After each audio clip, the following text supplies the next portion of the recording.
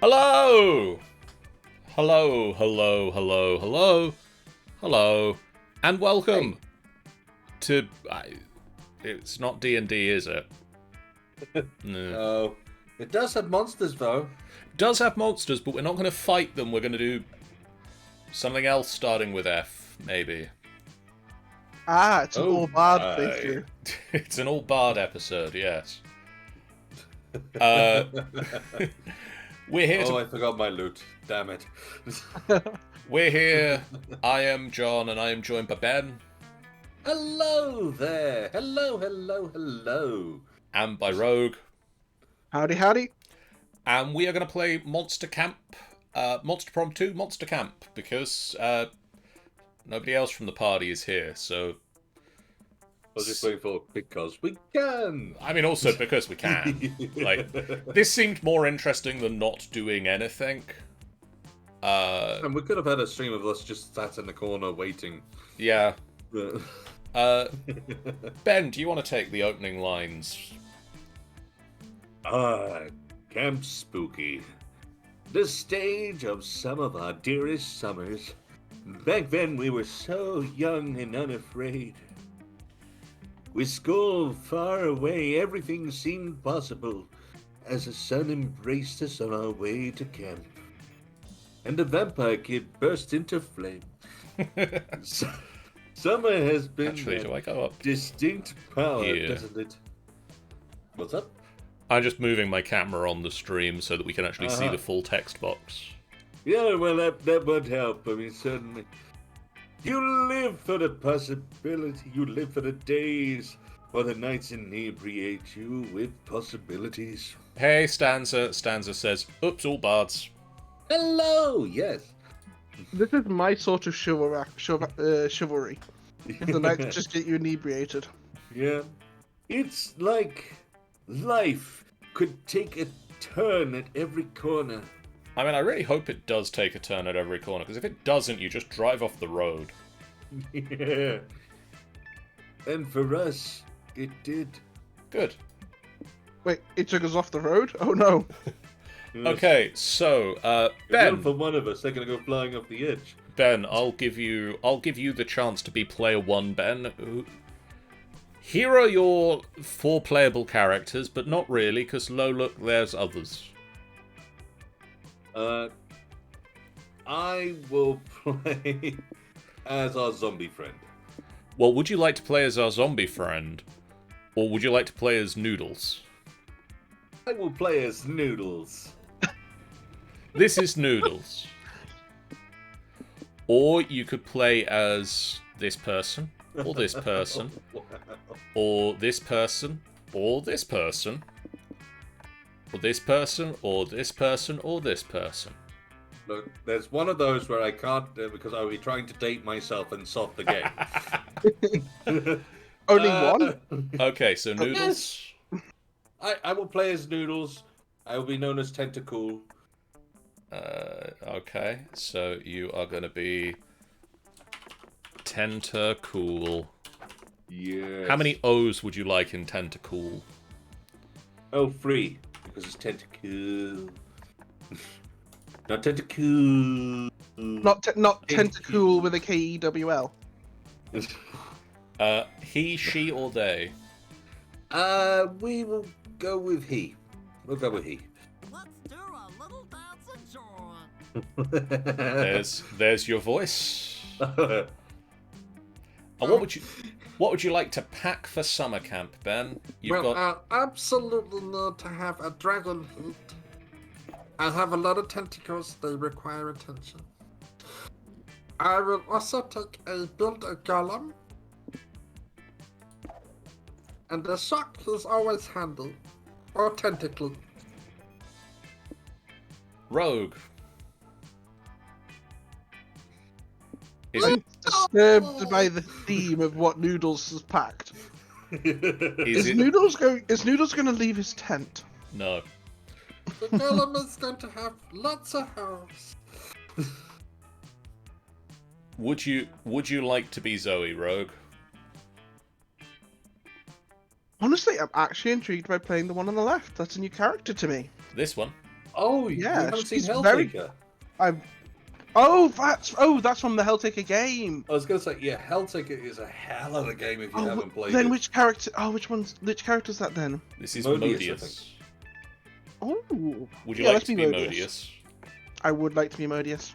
Which is, let's face it, the most apt of them all, the lustful demon of hell. Would you like to be called Modius and keep the pronoun she?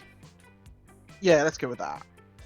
I'll try to keep myself in check. What I brought with me. What would you like to pack? What on earth's that first thing? That is a Hellfire portable barbecue. Well, you know, you got to bring stuff from home. Prevent homesickness. You've also got the Book of Orgy Etiquette, the Blade,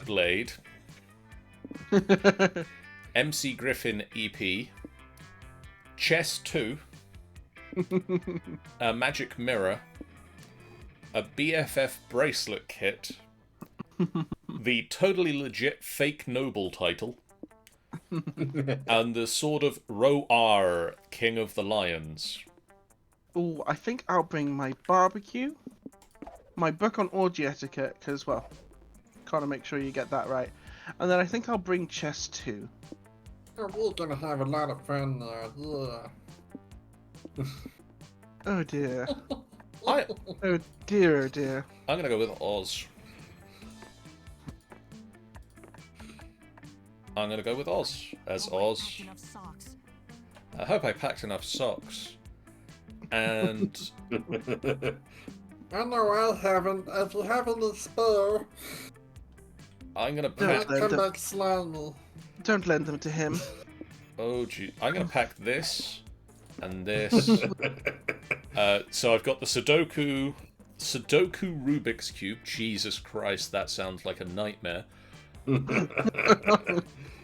The 50 pounds of crosswords.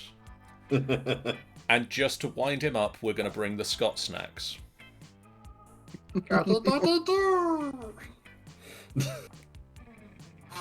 One might say that the Monster Prom had hardened us to the highs and lows of love. I now am thinking this is Elderly Noodles, Elderly Tentacool. But no, in love we were always absolute beginners. And the summer camp was no different. Tentacool reflecting on his long life of escapades. No one talked about it, but the idea of summer of love loomed over our heads. And this, kids, is how I met your mothers. Close to the Daddy? last day. All of them? of the- Thank you. I met 7 on the next one. Close to the last day of camp, there was a meteor shower happening just 3 weeks away. Everyone knew that if you were into someone and you were watching them that damn thing together, and so a silent and powerful pressure invaded us. It was Monster Prom all over again. All our mamas were at this one summer camp. Yes, don't a know how few of come- them were trees. I don't know how I feel about Tentacool talking about invasive pressure. Everything seemed uncertain. Everything but one thing.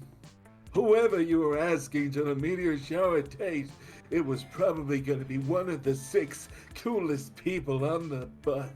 I mean, that seems reasonable. Joy Johnson Shahima, 23, a badass witch who wanted to chill a bit after saving the world a countless times. Ararari Mishara, 22, a hot-headed adventurer who possessed by a curse that had turned out to be the most annoying roommate ever. Calculester Hewlett-Packard version 1.1. A library computer who had become a sentient robot and ready to experience life to the fullest. I do like that he is now version 1.1. He's been updated since Monster Prom. I was wondering whether or not he'd been updated. Galia Aquino 20. A buff blue demon and warmonger who has set her sights on conquering the summer next. Damien LaVey, 21, a fearless demon with a taste for destruction and a love of fire. Can I go to bed yet, Gramps? Damn you, shut your head. And Milo Belladonna, 23, maybe. A Death Reaper doubling as an internet influencer who was profoundly in love with life and all its earthly pleasures. Oh, she taught me a thing or two, let me tell you. Is this going to be another story with kissing Grandpa? Not just kissing this time, Brandy. Oh no.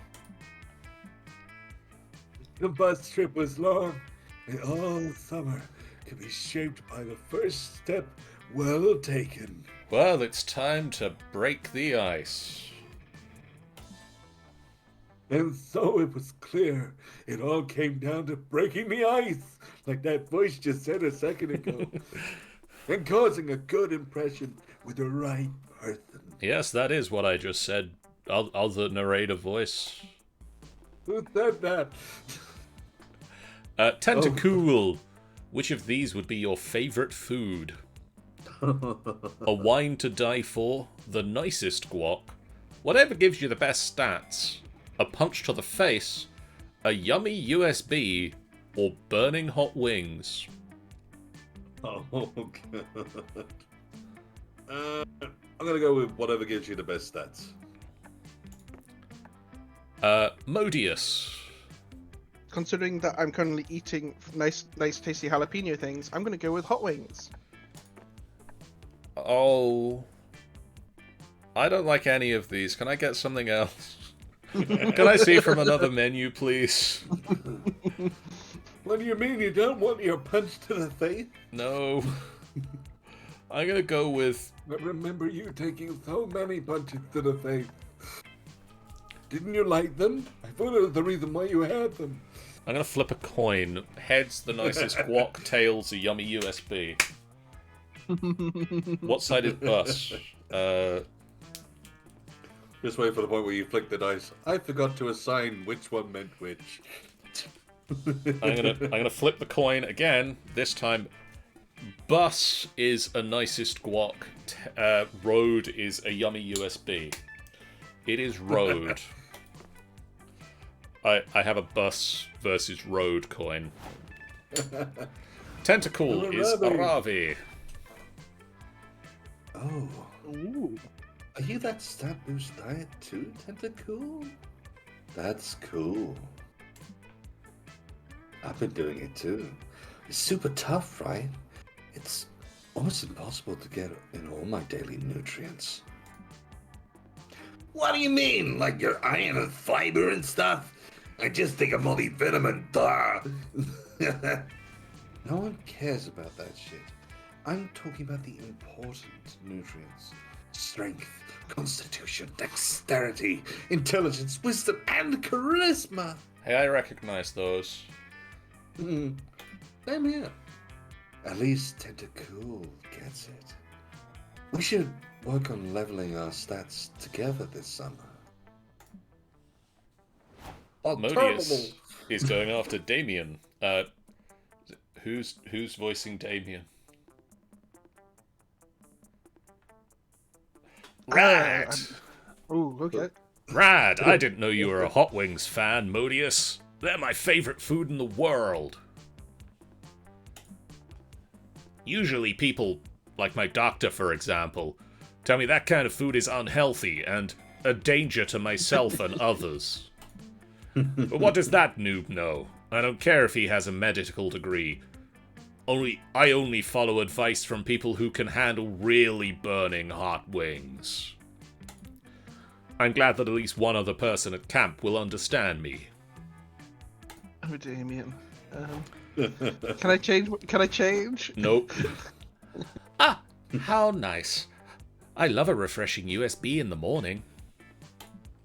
The flavor of new data flowing over my processors and into my digestive hard drive is indescribable. But I am sure you know all about that, Oz, even if you do not have a USB port. Although I am not Where an are you expert. plugging that in, Oz? I am not an expert on your species. Do you have a USB port? Is that a personal question? Could I... I do like how the two of you have chosen to voice your romantic targets. I've always been voicing Calculester in our playthroughs. It's pretty much it's pretty much that we've kind of already done that in the past. Calculester is a fun person to voice. Could I see it when we get to camp? Purely for scientific reasons, of course. Oh, Am I? We only had 3 weeks. Oh, sorry, no. Old tentacle. We only had 3 weeks left to woo our crushes and conquer their hearts. But as I already said, we were young and unafraid, and we were ready to start. And, This was all more 3 than enough weeks ago. This is all an illusion. and now it's time for me to take over as narrator. And say, Ben, where do you want to go? Okay, I think I need to boost my... I'm going to try and boost my charm. That is the camp dome, yes. You huddled behind a...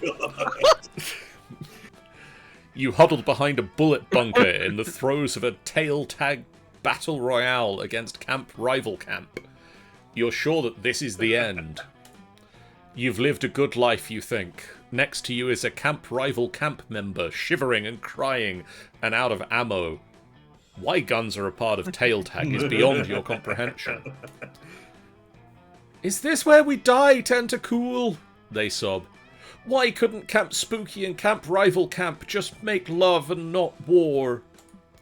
You reach for them as if to bring them into a tender kiss, and as soon as they're in your grasp, you take their tail. Fuck yeah, that gives Camp Spooky the win. Everyone who saw your sexy ruse, which also gives you a +2 to charm. oh yeah, there's nothing quite as sexy as me. Afterwards, you're very busy making a friendship bracelet, but spooky. When you see Aravi power walking through your location with a look of hot, fierce determination in her eyes. Have you seen any loot around here? Okay. I slew the Dragon of Danger Mountain, found the incredibly rare ruby, and somehow grows inside a tree. But only during the eclipse. And only if you've leveled up? Oh, I should also point out at this point that everybody's wearing the fantasy outfits because Rogue rolled a dice. The rare D11.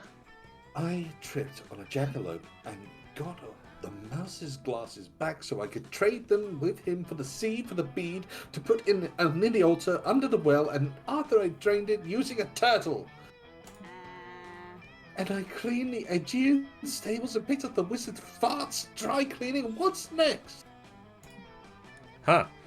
Sounds like Aravi is having quite the day.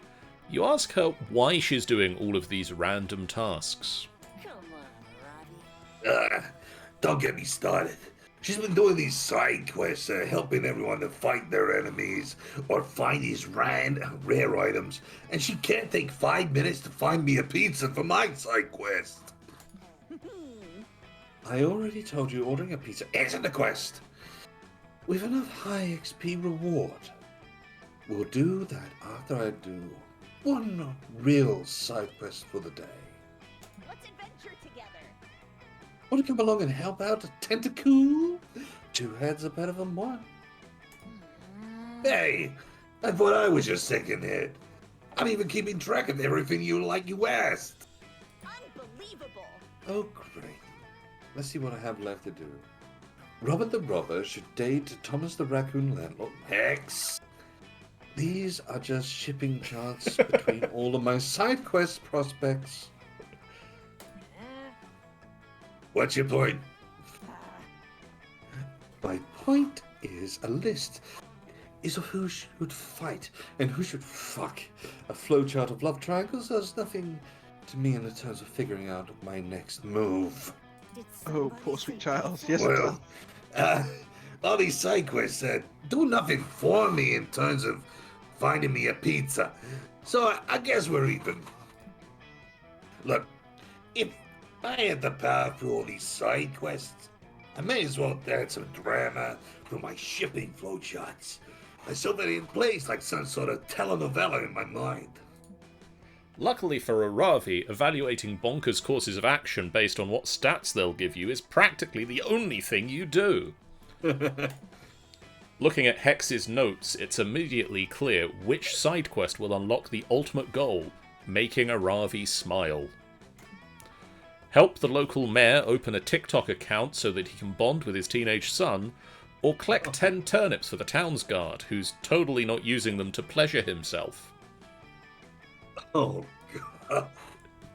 Why are these choices never easy?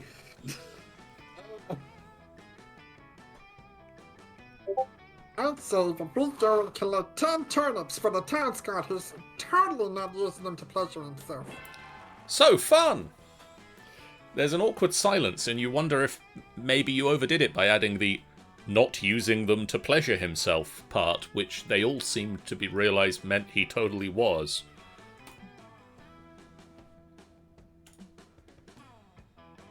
This will be fun. I live for the scandal of it all. Guard my turnip. OTP, let's go! Free XP for everyone. As long as I get on my loot and XP, I'm always collecting random shit from random shitheads. Never get questioned about what they're doing about it. I'm not starting now. It's easy to assume that it's innocuous. 60 over here, 5 apples there, 2 gallons of lube and a leather mask, a dragon cock, and you know what? Just normal stuff. Sure. entirely normal. Roger, let's go collect some turnips for a stew, maybe. You agree to buy into this mass delusion and go get some very normal and non-sexual turnips. Oh, Stones raises a good point in the chat. Yeah. We should poll who would you date, Aravi or Hex? You give cheese to the psychic hog who tells you how to fight the Gru in the dark before giving hot cocoa to the snake for the back rub, and somehow at the end you have like 600 turnips. The logic is convoluted, but it makes for a fun bonding adventure, and at the end of the day, you find yourselves presenting the blushing guard with a fuck ton of turnips. Nice. Don't worry, we don't judge. Which vegetables you stick up your butt is none of our business. Oh no, says the guard, looking mortified. When I said romantic prospects, that wasn't a euphemism. I just wanted to build myself a nice turnip boyfriend to go on dates with. The life of a towns guard can get lonely, and lately most social interaction just make me anxious. Good evening, turnip boyfriend. Don't you look dashing? Produce? For me, you shouldn't have. Thai food in a movie? I'd love to go. Is he talking for the turnip boyfriend too? You're so nice, Mr. Town Guard. I'll always accept you as you are, and I'll shower you with unconditional love and omega-3 fatty acids. Here for it. I live for the plot twist of it all. Shockingly, I think the buck thing would have been less bizarre. But this is somehow actually pretty cute. They're a good couple. Do you want to be my Hey. support? Tentacool. Since you're the one who suggested it, maybe you'll be my turnip date one day. The mere suggestion gives you turnip plus 2 charm and turnip plus 1 smarts, which thankfully work just like regular stats. This So I quickly Googled something in the background because, well, that gave us an equation to figure out what a fuck ton weighs. Okay. So the average turnip weighs about 150 grams, and there's about 600 of them, Yes. which weirdly balances out to 90. So that's 90,000 grams, aka 90 kilograms. So a fuck ton weighs about the same Huh. as like as a 90 Bloke- kilos bloke- of human. Modius, what would you like to work on stat-wise? Oh god, my stats are terrible. So basic. Let's work on some boldness. Boldness is the manor house. That day you explore the haunted manor's basement, only to find it has a sub-basement. The sub-basement is full of haunted chairs and a staircase to a sub-sub-basement. The sub-sub-basement is a haunted wine cellar. The sub-sub-sub-basement is a haunted nightclub for ghosts who don't like wine. They serve haunted spirits. I am with my people! The sub-basement to the 10th power is a subway. You eat a foot-long Reuben and continue your travels. I'm still with my people. You eventually check a walkthrough and find out that the haunted manor can spawn an infinite amount of sub-basements. You only make it as far as the 89th level, which is a Dom sub leather room. You gain +2 boldness from the horrors you witness there. And Witnessed. probably put your top Totally. back on again. Only witnessed. Yep. Only witnessed. You link up with Milo and Calculester, who are busy rebranding the spooky basement as a selfie crypt. Damien is helping by threatening the ghosts. Aesthetics on point. Marvelous. No, you go for it. Marvelous. Now all we need is a desiccated corpse under that rose-coloured mood lamp. It's murder time. You'll have plenty of corpses to choose from in a second. Except you won't be able to choose because you'll be dead, and because I'm gonna stab you. Because I'm Jerry the murderer, by the way. We may have met.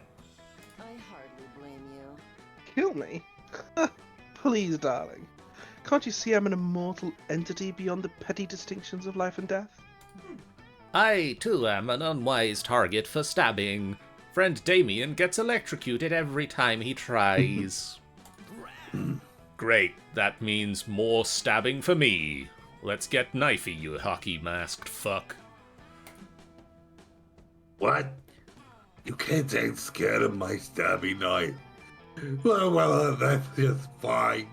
Because I'm not here to kill you. I'm here to kill the vibe. Yeah, kids love the vibe, and I'm here to kill it. I appreciate the lateral problem solving.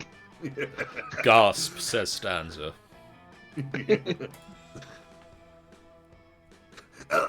Ex-Alexa, play Honkin' and Dunkin' by the Polka Bells.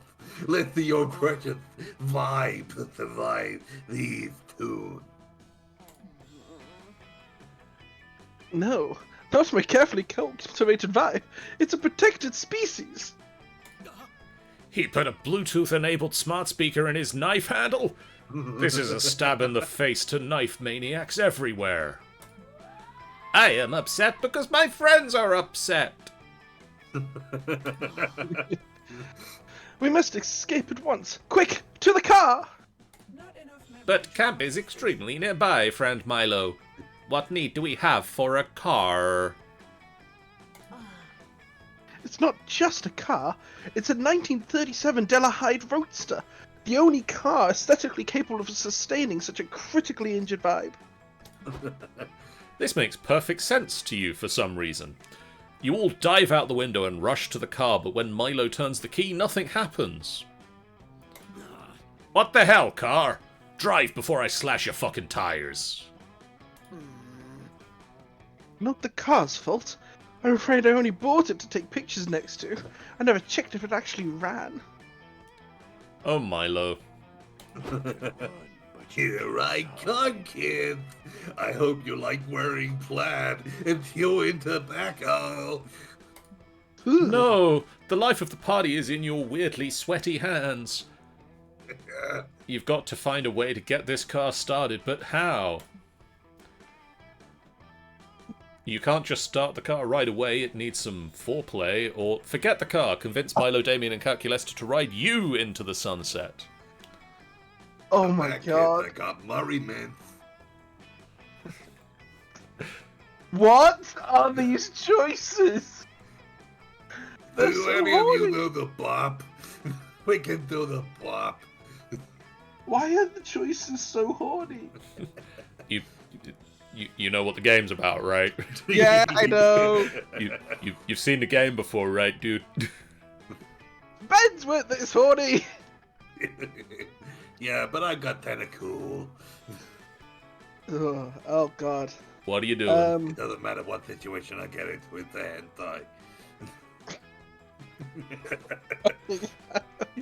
hentai.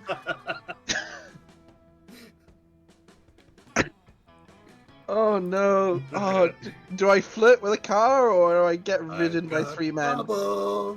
Oh no. Yeah, let's get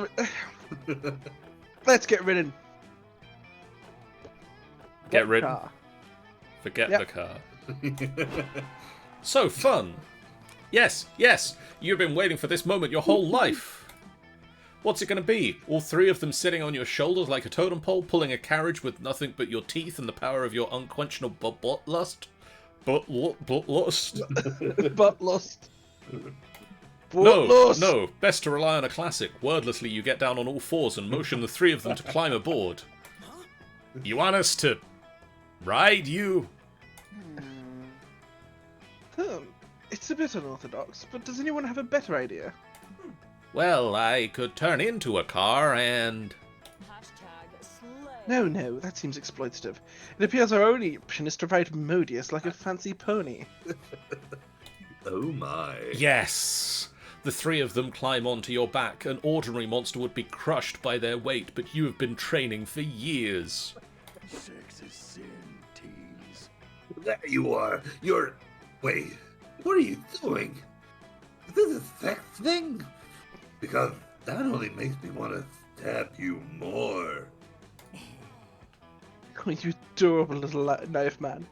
When you finally forsake your antiquated notions of what sex is, you'll find that everything is a sex thing.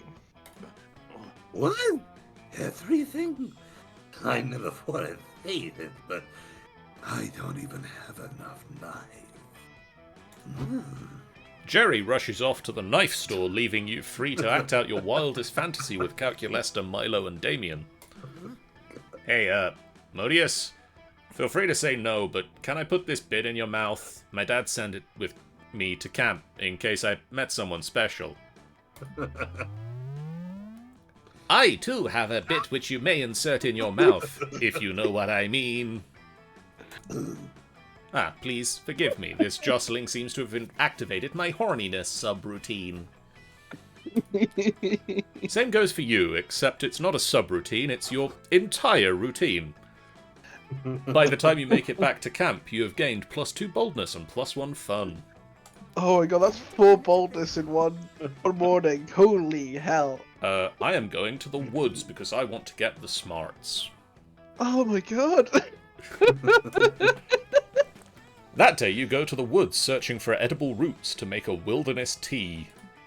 You find lots of roots. Beetroot, ginger root, the square root of pie, the root of all evil. You brew it all together and it makes the most delicious tea you've ever had. It's so rooted with knowledge that you gain +2 smarts. Sure. You spot Calculesta tending to his ant farm. He's so cute that when he's manipulating the lives of thousands of organic life forms. Hello, friend Oz. Perhaps your visit will bring joy to my ants. No, I don't understand. Organic beings are supposed to love social contact, but these ants seem quite antisocial. I even tried introducing them to hugging, but it mostly just killed them. Oh, baby. Perhaps we can sing them songs about friendship. I believe it is easier to learn lessons through song. Dramatic entrance! That was my dramatic entrance. Are you impressed? It was certainly dramatic. Thank you. I've been practicing. Anyway, are you ready for our ant battle? I do not recall agreeing to such a thing. Really? I could have sworn I was staring intensely at you earlier, while my internal monologue insisted that my ants must defeat your ants. You stared back with such unblinking intensity that I knew you must be thinking the same thing. Friend Dahlia, I never blink because I do not have eyes. Then it's settled. Our ants will engage in glorious combat! Watch out, though. I've been training my ants tirelessly to defeat you. Look! Look how buff they've become! Dahlia unveils her ant farm. It's full of Asian long-horned beetles. Train hard, Calculester! Next time we meet, I won't go easy on you. Oh dear. I never agreed to this fight, and my ants are severely outmatched, yet somehow I feel duty-bound to participate in this contest. Please, Oz, help me find a way to save my ants from certain death at the hands of Dahlia's beetles. And I want to know how the fuck this gets weird and kinky, considering we went from weird wholesome turnip that definitely wasn't about fucking to a 4-man orgy. What we got here, John? Don't engage them in direct combat, challenge them to a space race. It worked during the Cold War, it'll work for an ant war. Or use your diplomatic skills to show the ants and beetles their true enemy, the warlike Dahlia. Oh, God. I think a space race? That's gonna be interesting. Yeah, that makes more sense given your stats, to be honest. Yay! So smart. The Trials and Tribulations of Antonio the Ant. A comedy in one act. One mean act. Antonio was an unremarkable ant, a thorax of average length, a mediocre brain, and no dick to speak of. This is where it gets dirty. That last bit was mostly because Antonio, like most workers in the colony, are biologically female. We're only using male pronouns because they work with the name Antonio, which is a hilarious pun.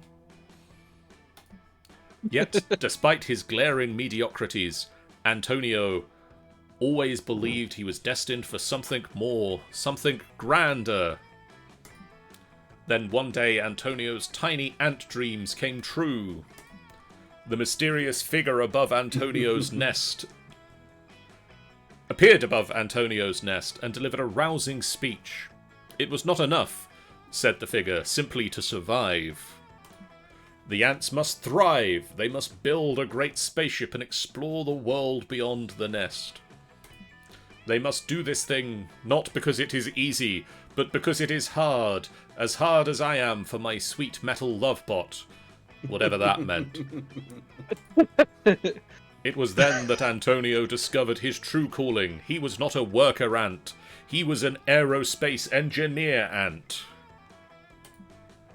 Now sitting behind his desk in his office at Naantsa, Amazing. Antonio feels as if his tiny life finally has meaning.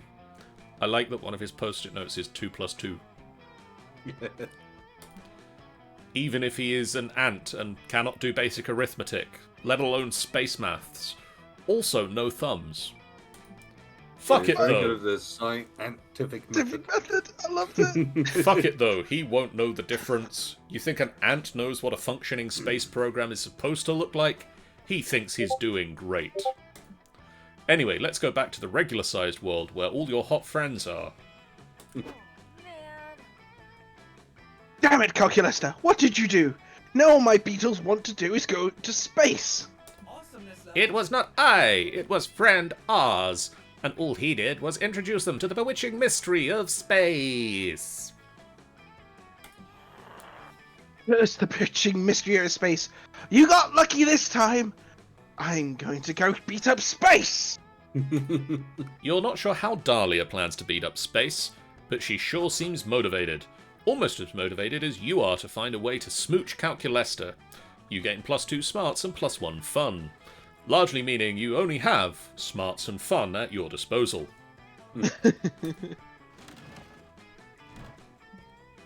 Okay, Plaything. we're gonna skip the thing and just press the random button. The die is back up there, cast. That's cool. Oh, Come on. You can do this. Oh, do I just... Are you like, Wow, your middle paths really need some work, don't they? I think I'm just gonna go to the woods again, though, because I think Calculester is all smarts. During your hike through the woods, you find a baby bird that's fallen out of his nest. You nurse him back to health with some delicious trail mix. You also give him some great advice on puberty and how to do his taxes when he grows up. Then the mama bird finds you and she is pissed that you're holding her baby. She tries to peck your eyes out, but you fight her off. You've learned an important lesson today. Don't fuck with birds. You gain +2 smarts. You spot Calculester sitting contentedly nearby, a little cactus by his side, leafing through college brochures.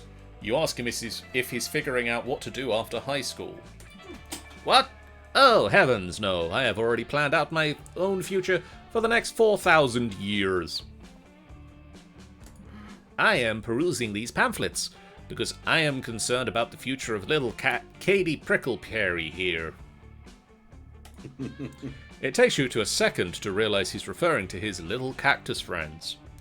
That's sweet, but you gently remind him that cacti can't go to college or hold jobs. That is certainly what everyone says. But just because something has never happened before does not mean that it will never happen.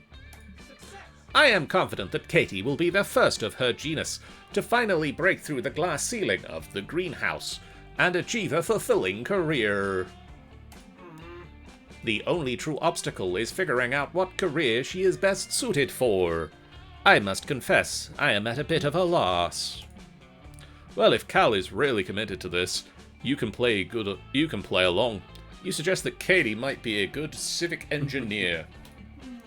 I considered that, but she simply isn't very good at math. What about a politician, you suggest? You don't have to do know much to be a politician. I'd never let my little plant be surrounded by so many unethical people. Fine, you relent. What about a surgeon? No good. Surgeons need thumbs. Wow, this really is trickier than you thought it would be. Mostly because you can't believe Calculester is taking this so seriously. Still, you didn't get where you are today by not having an infinite supply of dumb ideas. Surely one of these two will work. Oh dear. oh my god. The cactus would make a great Pinterest model for chic interior design photos, or with the right education, this cactus might someday become a highly accomplished beverage. Oh god. I mean, stays alive. I mean, I think I the gotta way go with calculus. the Pinterest model. You sure that it's not natural tall drink of water? And cactus juice. It's the quenchiest. Is it cacti that they use to make mezcal? I don't know. But I'm gonna try. Okay, you've had enough, man. Oh, is that how you make mezcal? I will have to look that up. I have no idea. I'm gonna But go I with think it might hurt a little bit. you're gonna go with a Pinterest model. Oh, never mind. Oh.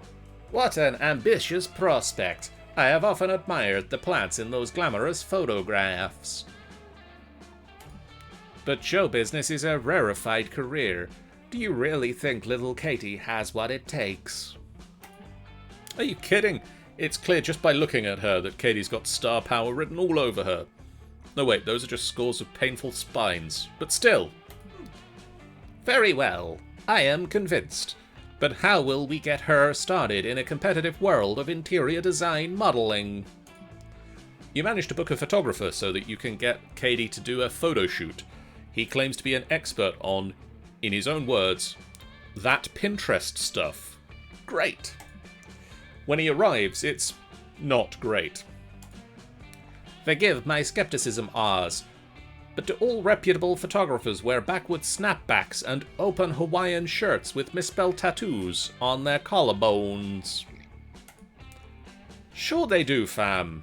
Oh, sorry. Sure they do, fam, says the sketchy photographer. Is this the cactus you want me to take?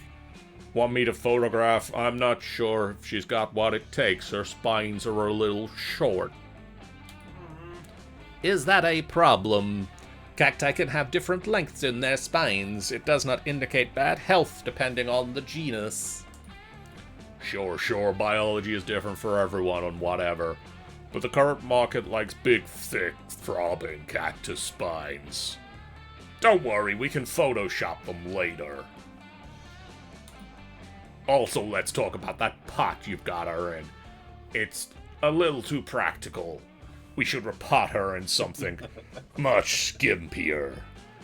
Maybe a pink bowl. Everyone likes pink. Why?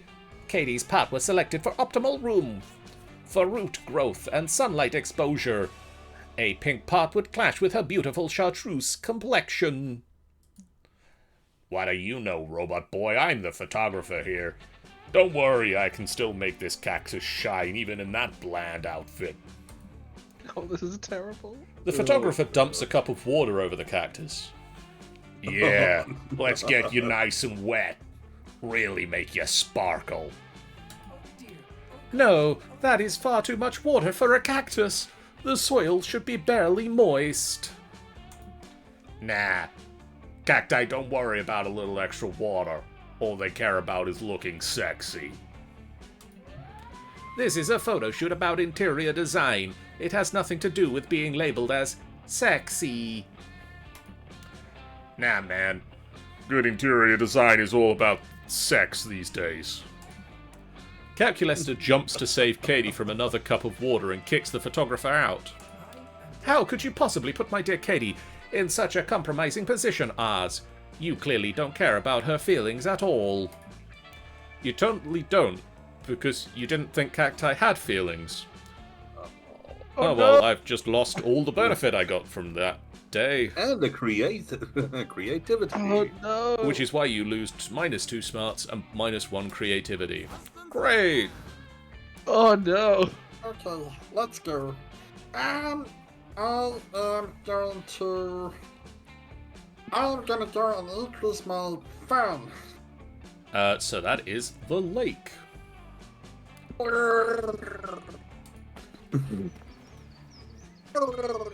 Before you go to the lake, you decide to make the most fun inflatable toy to float on that you possibly can. You can buy many of your favorite fun things: ice cream, tabletop games, watching your enemies fail, ducks. The resulting amalgamation is certainly interesting, even if it doesn't exactly float on water. You decide to name your toy Dr. Frankenfun, or maybe that should be Dr. Frankenfun's monster. Just beholding the horror you've created gives you +2 fun. Does not look comfortable being called on. You already knew Aravi was loaded with bravery, determination, and chutzpah.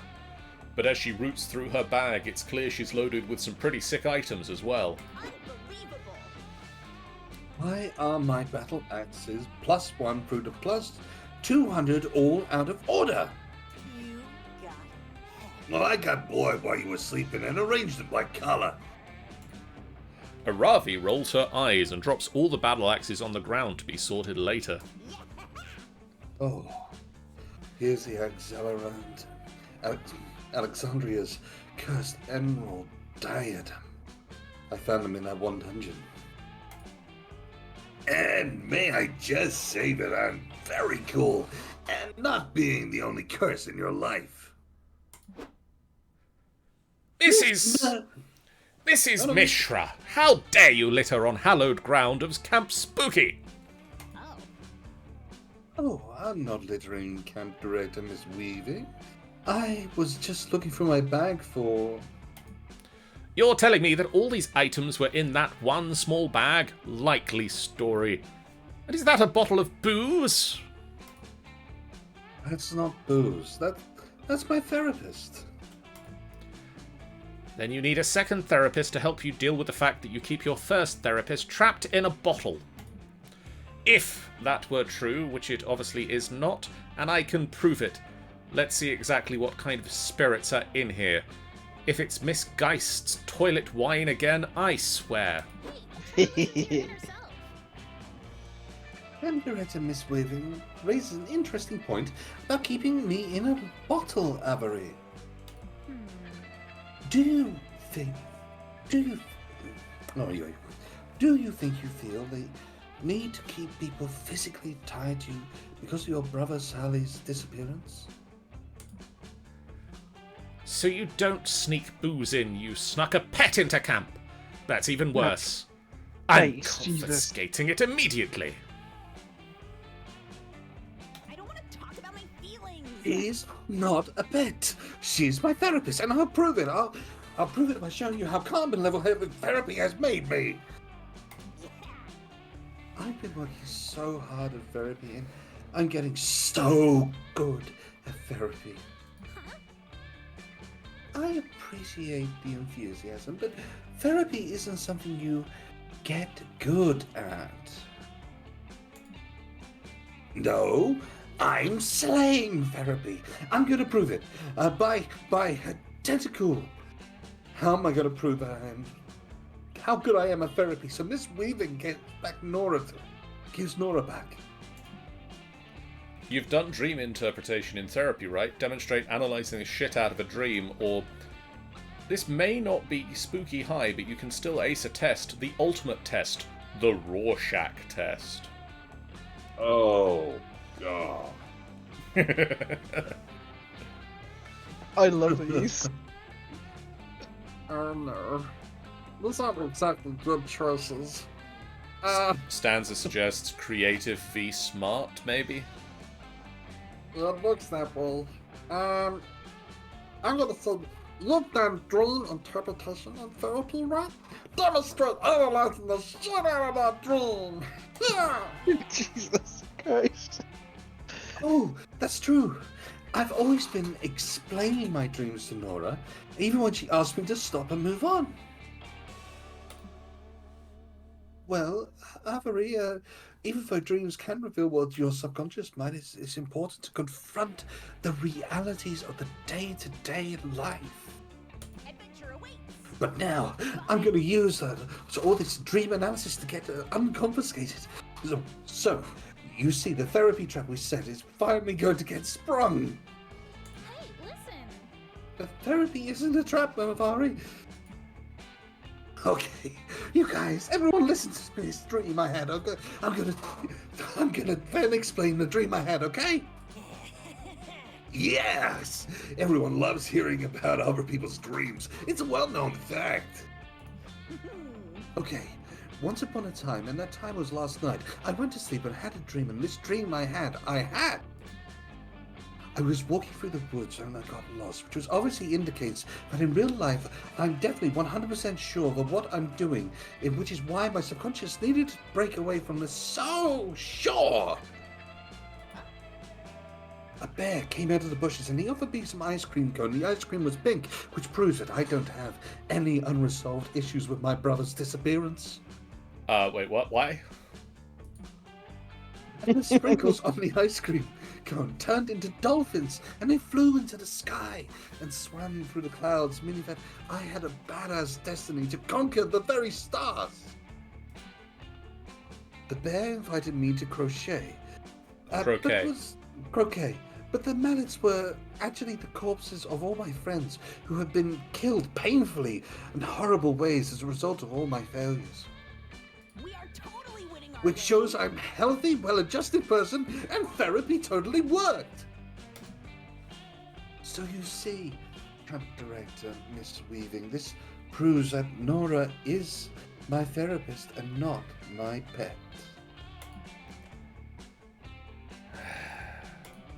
I'm going to give you the fairy back just on the off chance that she is your therapist, because you clearly have a lot of issues to work through, Miss Mishra.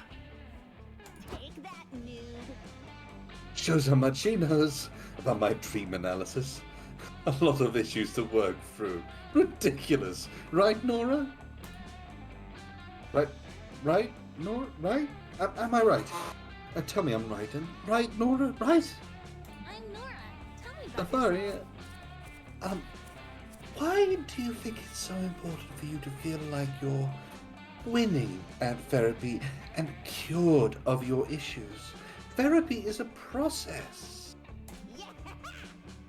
A process in which I explain my awesome dreams. And let me tell you the one where I had a woolly mammoth on Boo Paul's drag race. Nora dutifully listens to Aravi's dreams, including the part where she and Tentacle got up to something she won't specify. Nice! You gain +2 boldness and +1 smarts. Hey. Modius. I'm gonna go to the manor again because I want more boldness. If you'd be so kind. That day you venture into the haunted manor to prove that you are not a little scaredy cat, and apparently play strip poker with some ghosts. I don't judge you on your hobbies. The manor transforms itself into a winding maze from which there is no escape. You'll be trapped here forever. Oh no! Luckily, you bought your phone some snacks, so you sit down and play solitaire until the house gets bored of you and shows you the exit. It turns out the best defense. Turns out the best defense against the supernatural is total apathy. You gain +2 boldness. Oh, thank you. Another day at Camp Spooky, another spooky adventure. Today, you're all about water sports life, but the actual kind. Oh man, I can't wait to get in those lake shallows for some sweet waterboarding. You ask if perhaps he means surfing or even boogie boarding. I said what I meant, and I meant what I said. Now to just find my shackles. Pass me my bag, will you? Oh, it's so hard to find anything in here. Hiking boots, reflective jacket for night murders, extra underwear, bazooka, sunglasses for day murders. Club, large club, huge club. Wait, I didn't pack this. Ugh, my dads must have snuck this in. They're so worried about me. They act like they don't know anything. Like I don't know anything. But also, what the fuck is this thing? You tell him it's a cheese grater. Because it's a cheese grater. A cheese grater? Nah, that doesn't make sense. Why would you grate something that's already grated? My dad's are super smart and cool, so if they put it in my bag, it must be for a good reason. Maybe it's for bludgeoning a specific type of monster. Similar to a bugbear bludgeoner. Sorry, Or a kappa bludgeoner. It could be for zombies, or djinn, or Frankenstein's monsters, or the embodiment of fear itself. I should just hit people in the head until I figure out who it's supposed to bludgeon. Oh. Oh no. Maybe you shouldn't suggest an alternate... Maybe you should just suggest an alternate use for a cheese grater that isn't bludgeoning you, but also isn't grating cheese. It's a very aggressive back scratcher to get those pesky itchy spots on your back that are hard to reach, or it's abstract modern art for use in case of an abstract modern art emergency.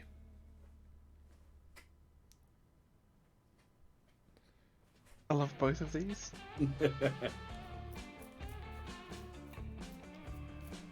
I'm gonna go with the first one. It's a very aggressive back scratcher.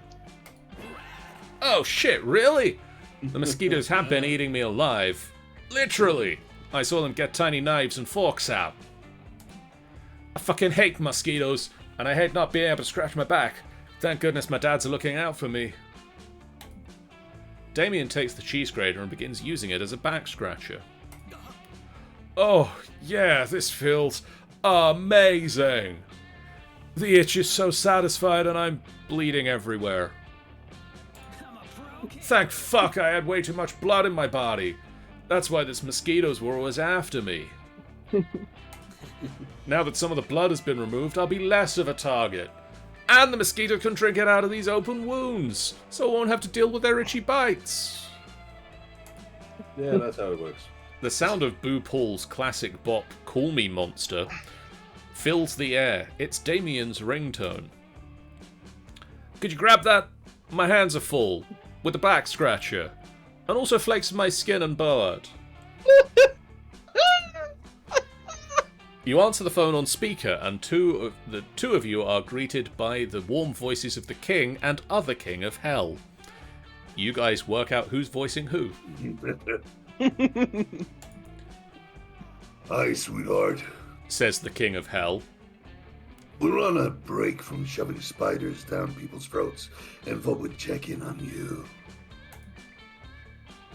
We wanted to make sure that you saw the surprise we put in your bag. He continues. It's your very own cheese grater. We know that you No. love This is the other king of hell. Oh, yes, yes. We know how much you love grated cheese on your pasta, Says the other king of hell. so we wanted to make sure you can have it even if the camp chef is incompetent. In which case, we can also come rip his eyelids off, my darling. Wait, Modius was right. It is a cheese grater. But cheese is born grated. No. Says the other king of hell. We grate buckets of cheese each week just for you, our favourite son. We also packed you a hunk of Padano, your favourite. Oh, huh. Well, thanks, Dads. Question. Do we think the cheese grater might also double as an extremely metal back scratcher? No. Says the Please king do of not. hell. Please, do not scratch your back with the cheese grater. We have to go and replace everyone's teeth with harmonicas now. We'll have a wonderful time at camp, spooky and enjoy grating cheese and waterboarding. Whoa, that was crazy. Who knew that cheese didn't start out grated? Certainly not us. No.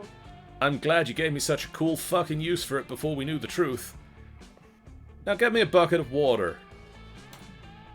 You're a little concerned Damien is going to waterboard you, but it turns out he just wants to make pasta. The two of you enjoy a delicious pasta with grated Padano. You gain +2 charm, +1 fun, and +1 tummy full of pasta. The best trade of all. Yeah! You've been stuffed. The second time this day. It's the same order again. Yeah. But it is nighttime now. Oh my. Where to sit? Oh. Oh, the rules change for nighttime, I forget. Where is... Oh, Calculester and... Damien Calculester in and place. Damien are sitting together. Sorry! You smell No, something I'll have burning, my vengeance. and know very well that where there's fire, where there's smoke, there's a fire. In this case, it's a campfire, and what's burning is everything. Friend Damien, I am concerned that you are engaging in destructive behavior. Nah. Damien throws a shoe into the campfire, which crackles and flares up. He makes some notes in a notebook he's carrying. What's up? Oh, suppers! Want to get in on some sweet research? Friend Oz, My own research has led me to the hypothesis that Damien is merely using science as a pretense for arson. What? No. This is super legitimate research. See, I'm even taking notes. Damien takes a pillow and throws it into the fire. But, friend Damien, all you are writing is shoe, it burns. Pillow, it burns. A Ravi's diary, it burns. My favorite kind of science. Yeah. What's your point? These two are definitely not going to see eye to eye on the matters of fire research. Not without you chiming in, that is. Don't you disappoint my darling boy. I'm afraid I'm going to disappoint your darling boy.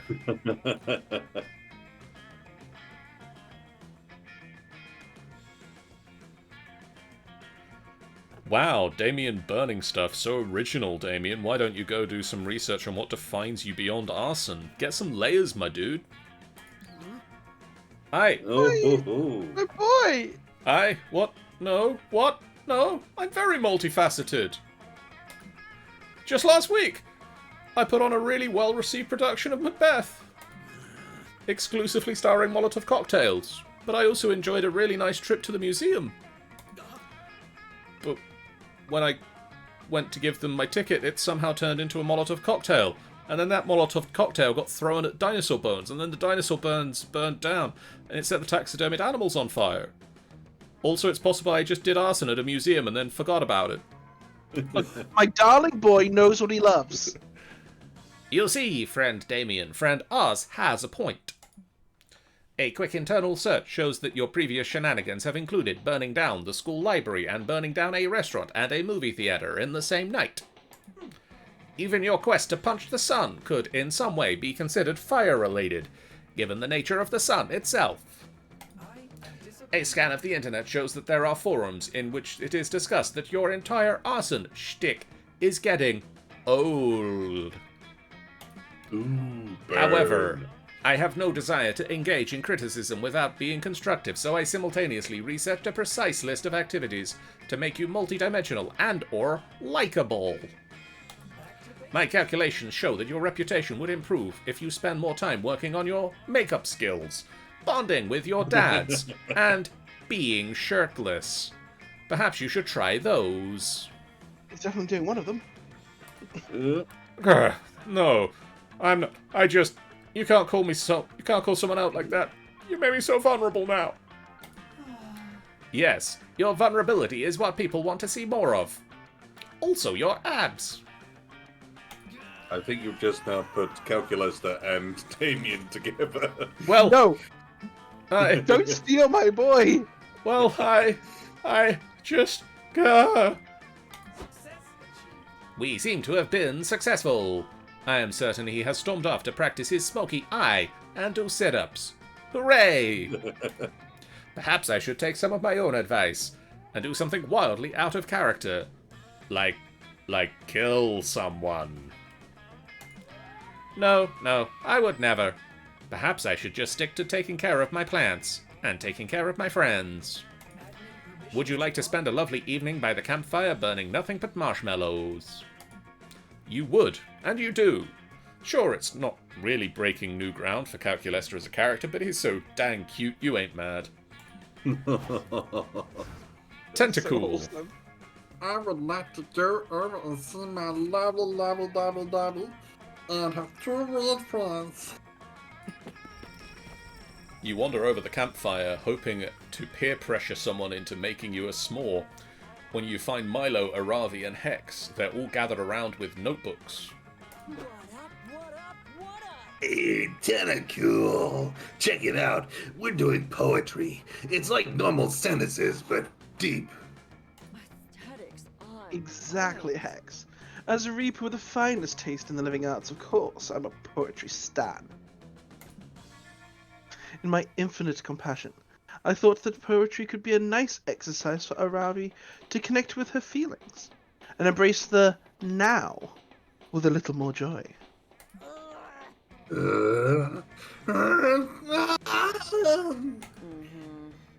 As opposed to her usual blind rage. Come on, Ravi. Come on, Avari. Poetry is tight.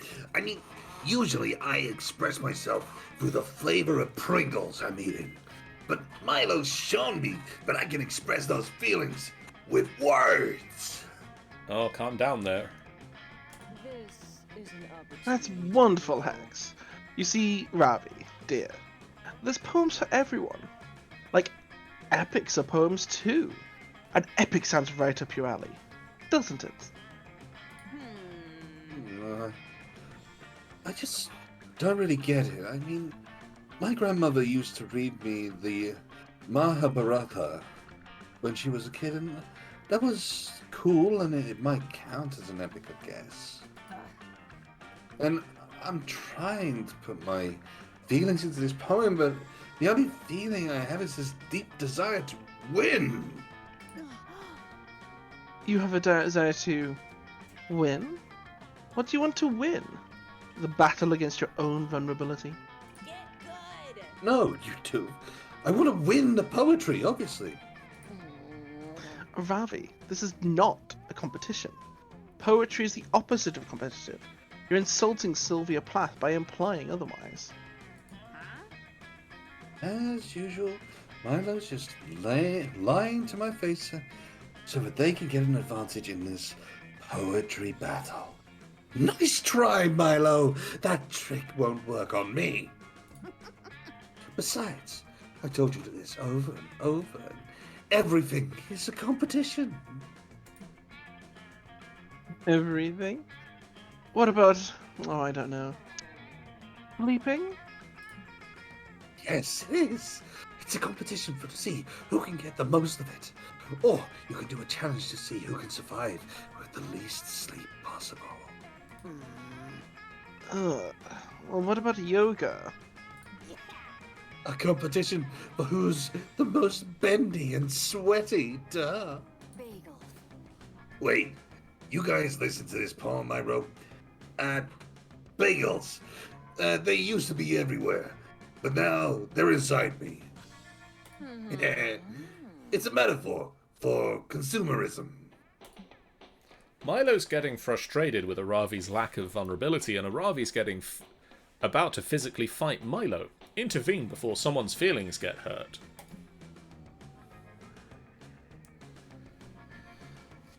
Okay. Oh, I mean, it's obvious you gotta go with the top one. Yeah, it's gonna. Yeah. Ever heard of slam poetry? Poetry where you can turn it into a blunt weapon to beat your opponents with. Yay! And whoever can clap the enemy to the death with a poem is the winner! Why does Noodle sound like he's going to sneeze? Whoa. Did you just say blunt weapons? I specialize in blunt weaponry. No, Tentacool. Slam poetry is a form of poetry reading that rewards the most ham-fisted performance possible. It's too late. Aravi's no longer listening. She's rolled up her poems like a newspaper and she's using them to beat the shit out of a pair of nearby goblins. Those goblins were just clearly just taking a union-approved smoke break from their normal gig of being dungeon monsters, but Aravi doesn't listen when they insist they're off duty. Even though the goblins are screaming in pain, they do seem to like Aravi's poetry. If we're gonna die, at least we were beaten to death by such beautiful words. You guys seen any loot around here? Ah, sick.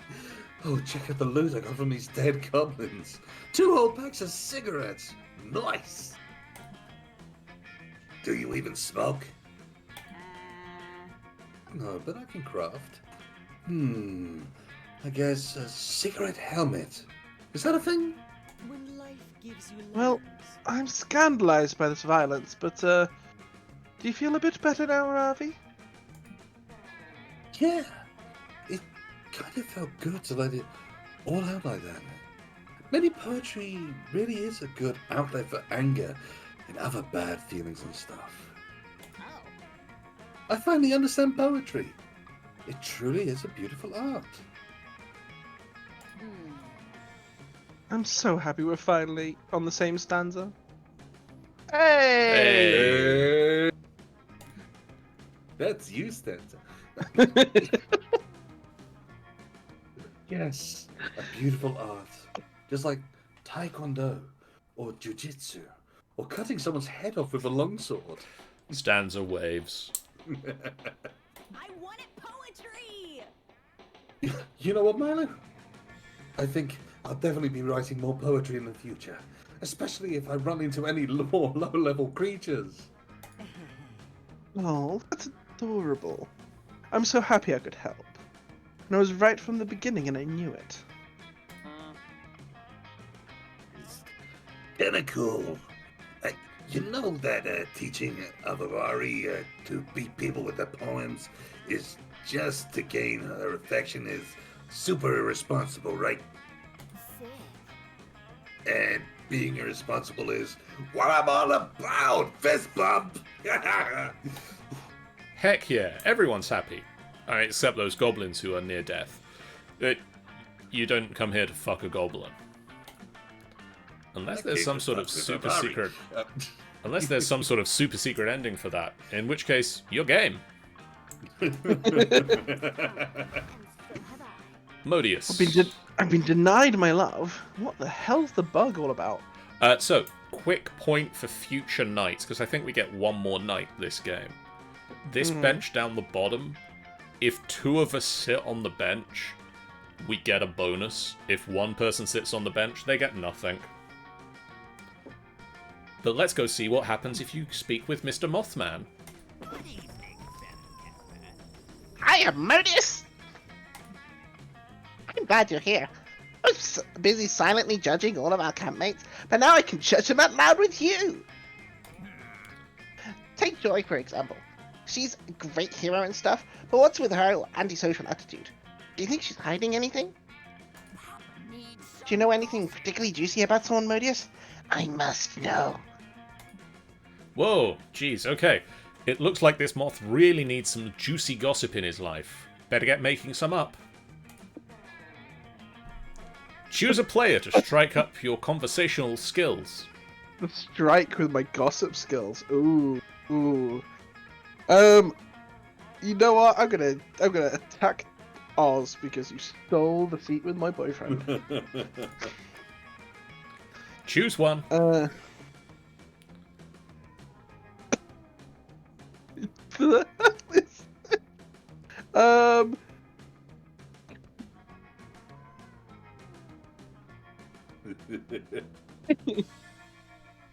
Coyote Mud Wrestling Championship.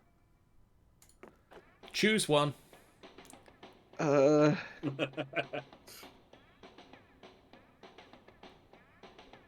More evil twin of Jeff Bezos. I saw that one as well and immediately got myself giggling straight away. Type a long cylindrical object.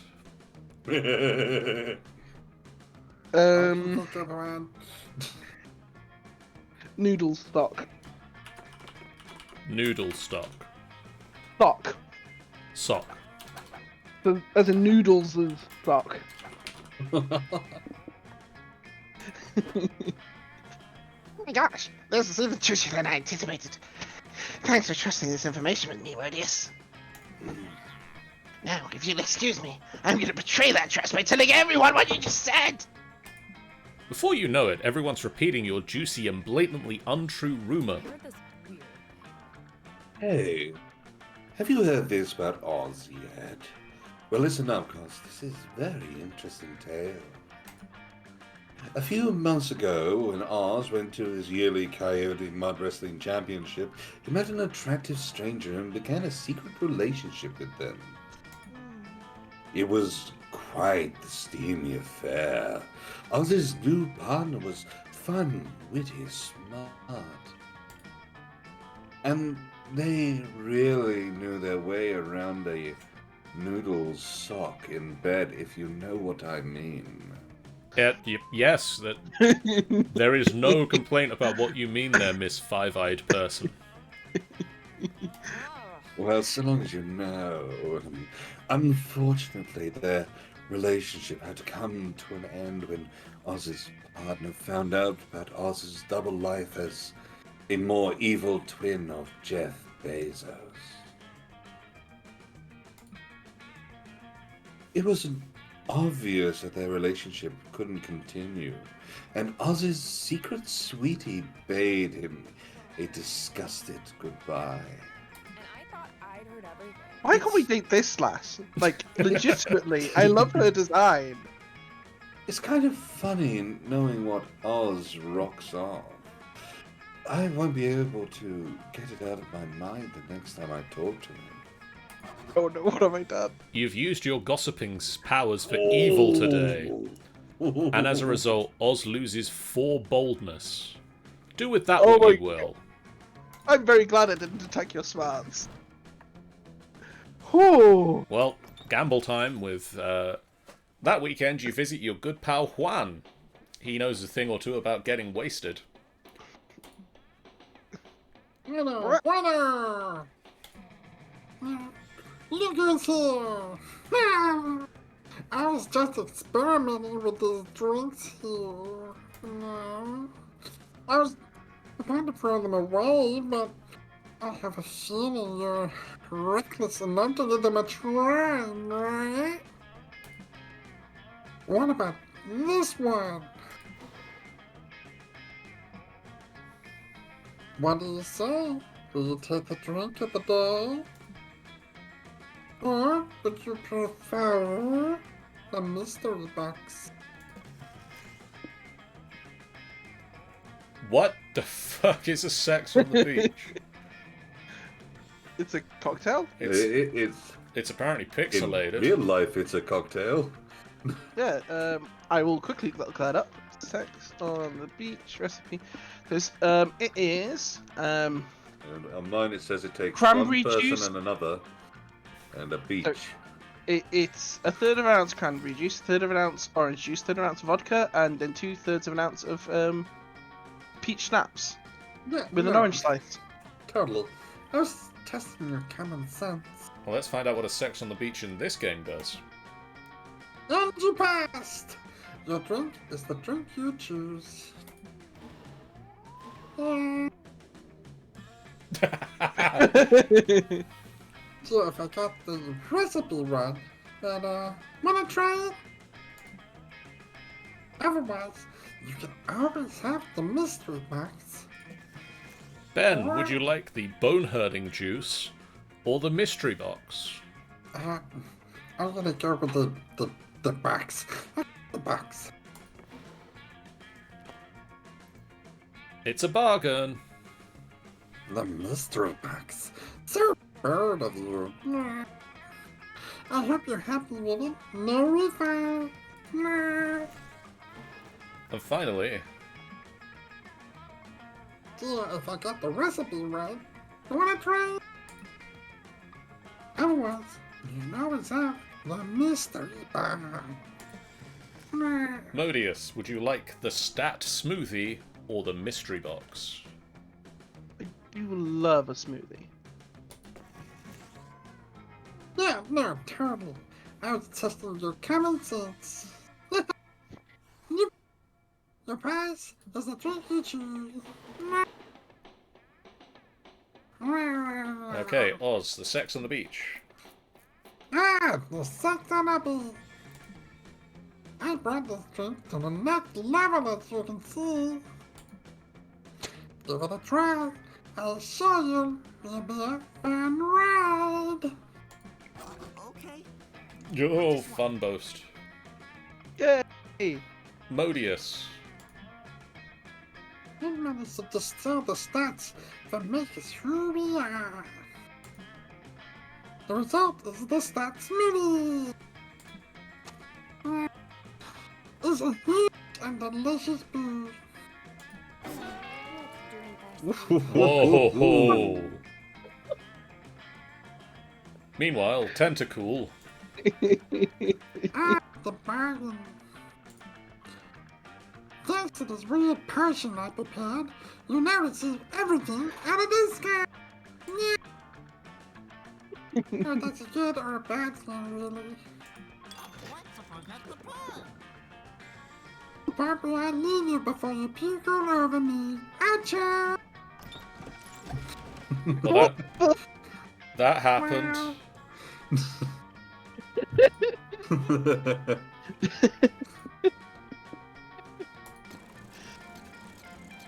Yay! Now I it's get to this see what I order. do.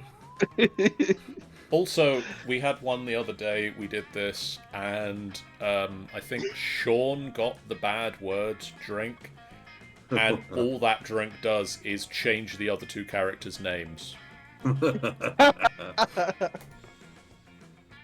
Oh.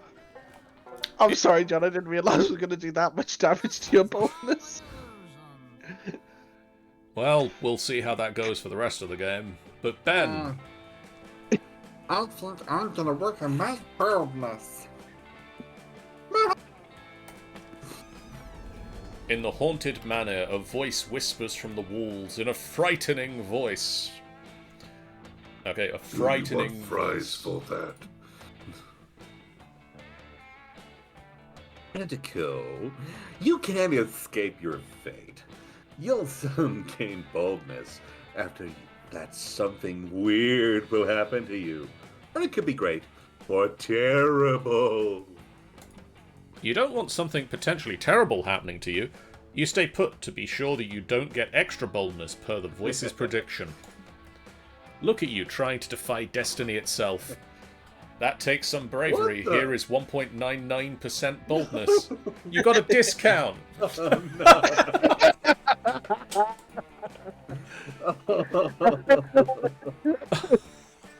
No.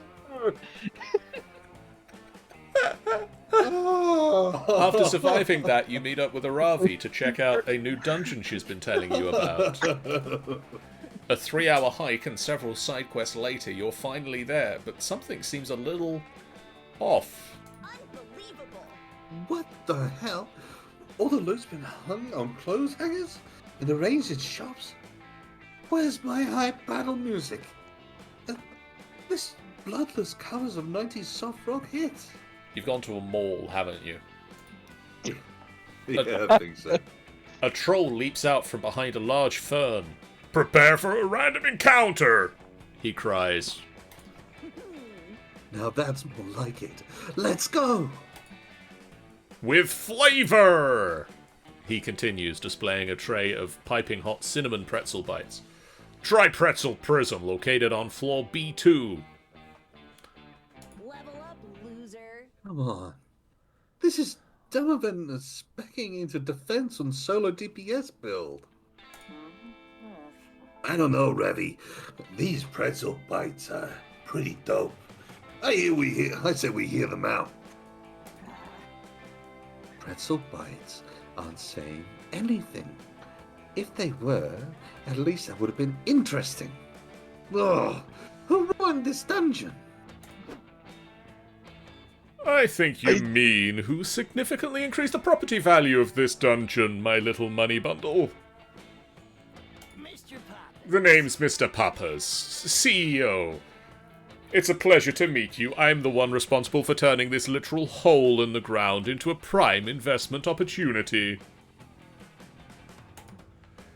Dungeons are terrible businesses. They don't charge admission, they carry enormous legal liabilities, and adventurers are always carting off the merchandise for free. Next time, I won't Ugh, be merciful. whatever. The only business that belongs in this dungeon is none of yours, kind. Come on, Hex, let's go back to camp. Oh, this will be Don't you mean let's go back to mall? That's right, I've purchased Camp Spooky and I'm turning it into another shopping mall. Oh, you've gone too far this time. After all, the employees at this shopping mall need somewhere to shop, don't you agree? You villain. I'll show you how a real adventurer shops. By stabbing you and taking all your organs. Because that's how I get most of my loot. You fool! You think mortal weapons can harm me? I have 6 guys on retainer whose job it is to get stabbed on my behalf! You'll have to do better than that. He's right. I can't beat him alone. I need to form some kind of anti-capitalist adventuring party. Hello. But I'll sign up. Arafi's... But Aravi's got no idea where to start, and Hex is too busy watching reruns of Wife Swap to contribute. It's up to you to suggest the perfect team-up. Oh, bugger. Small business owners hate big business, locate local entrepreneurs to form some sort of small business mecca. Or seek out the powerful and secretive order of e-commerce. It is said that no shopping mall can stand against them. Ooh. Oh, they're difficult choices. So Mecca or a Oh. weird cult. Oh my god. Oh no, this is not a good choice. You should seek out the powerful and secretive order of the e-commerce. It is said, aha, you said So that smart. something. The order of e-commerce. But they're nothing but a myth. Everyone knows e-commerce is totally disordered. Nah, they're completely real. I just saw it in an episode of Wow, Real Conspiracies. I just had no idea how to actually contact them. Oh, that's easy. You ask Aravi if she's ever read to the end of an e-newsletter. What? No. Are you crazy? Those things are so long and boring. Only a fool would dare read them. That's what they think. That's what they want you to think, you tell her. You whip out your phone and show her the latest email from the Business Networking for Restaurant Supply Enthusiast mailing list. No, I can't. I won't. Fine, I'll do it. I watched all of The Real House Paint. All the Real House Paint drawing in Beverly Hills. This can't be any worse than that. Wait, and holy shit! Halfway through, it starts being a networking email and turns into a weird secret society induction email. It's even got an address. Let's go. One long flight to West Internet, Pennsylvania later. All right. We're here in this dank warehouse, just like the email said. But I don't see any e-commerce. Are you sure we're... Welcome, mortals, says a voice from the darkness. I think we could both do this one, Ben. To the house of e-commerce. Forgive the darkness. We stopped using lights to cut electricity costs. It's cheaper to let our warehouse employees bump into walls every now and then. I love the attempted echoey harmony there, but it's something, it says something more e-commerce-y that it managed to lag and clash. So, mwah, Yeah, love it. done perfectly. Oh, great scions of online retail. We have come to ask. Yes. Yes. We know all about you, know about Aravi. you, Aravi. We have access to your entire search history. We'll happily dispose of that troublesome CEO of yours. All you have to do is sign the terms and conditions. That's it? Hell, I'll sign this shit without looking at it all. I'll sign this shit without looking at it all the time. Sweet deal. Why am I so cursed all the time, Hex? Help me. Hex, a demon stole my blood again. It's totally not my fault. Girl, you're hopeless. Whatever, it totally works. The lords of e-commerce destroy the CEO's vile business with the 2 precision-targeted ads. One for a signed poster from Space Jam and another for some limited edition Danny DeVito underwear. Little did Aravi know that the contract she signed would be the start of her greatest adventure yet. No! But that's a story for another video game. In this one, you gain 1.99 smarts and 0.99 creativity. That is so painful to me. Modius. Oh my god, I'm sorry, I'm just loving the fact that everything is at a penny discount. Oh my god. Yeah! Why would they do this? Tanny, Oh, in that one I was saying about the other day, Tanny got one that basically doubled that number at the end of the thing. But it doubled it either way. If you got a negative number, it was double as bad. Oh no. oh no! Where would you like to go, Modius? I'm curious about creativity. That is the Scout HQ, isn't it? No, you know what? No, let's go to the lake. Lake. Let's have some fun at the lake. To be fair, I think you can pretty much do whatever you want now, as Oh. long as you don't Yeah. lose out. Damn, that's a swimsuit. Yeah. You decide to bring a metal detector to the lake that day. You scour the beach for buried treasure. You find a keychain, a tin box of stale cookies, which you eat anyway, a glowing chalice that the Knights Templar come and confiscate for some reason. But best of all, you manage to find some genuine silver-plated +2 fun. Score! I just want to make a point that, like, I'm apparently totally chill with, like, playing strip poker without blushing. But out in a bikini in the lake, Nope. red is my bikini. You and Damien are lounging together, having a surprisingly chill time reading comic books. This is going to sound crazy, but can you pass that one that doesn't have someone putting his fist through someone else on the cover? Loser. Aravi. Wait, what's this now? You're going to read actual words that might describe something other than punching? Ah, What? No, who said that?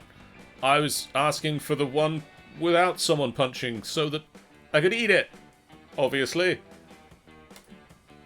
uh-huh. Right.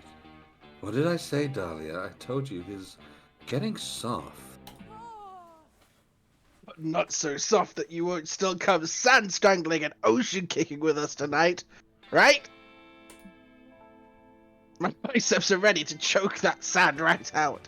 And I've got special boots made with spikes on the bottom, and the sides, and the top, so I can really show those waves who's boss.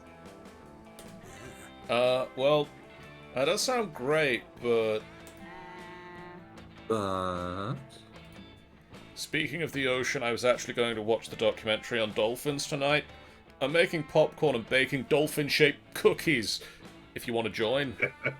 Oh, John, you ruined it. My lovely boy. Whoa. You've changed, Damien. No wonder the wildfire hasn't appeared to you yet. What? What do you mean? I know you've been on the hunt for the elusive wildfire, and I know that thus far it has eluded you, and I also know why. You are unworthy.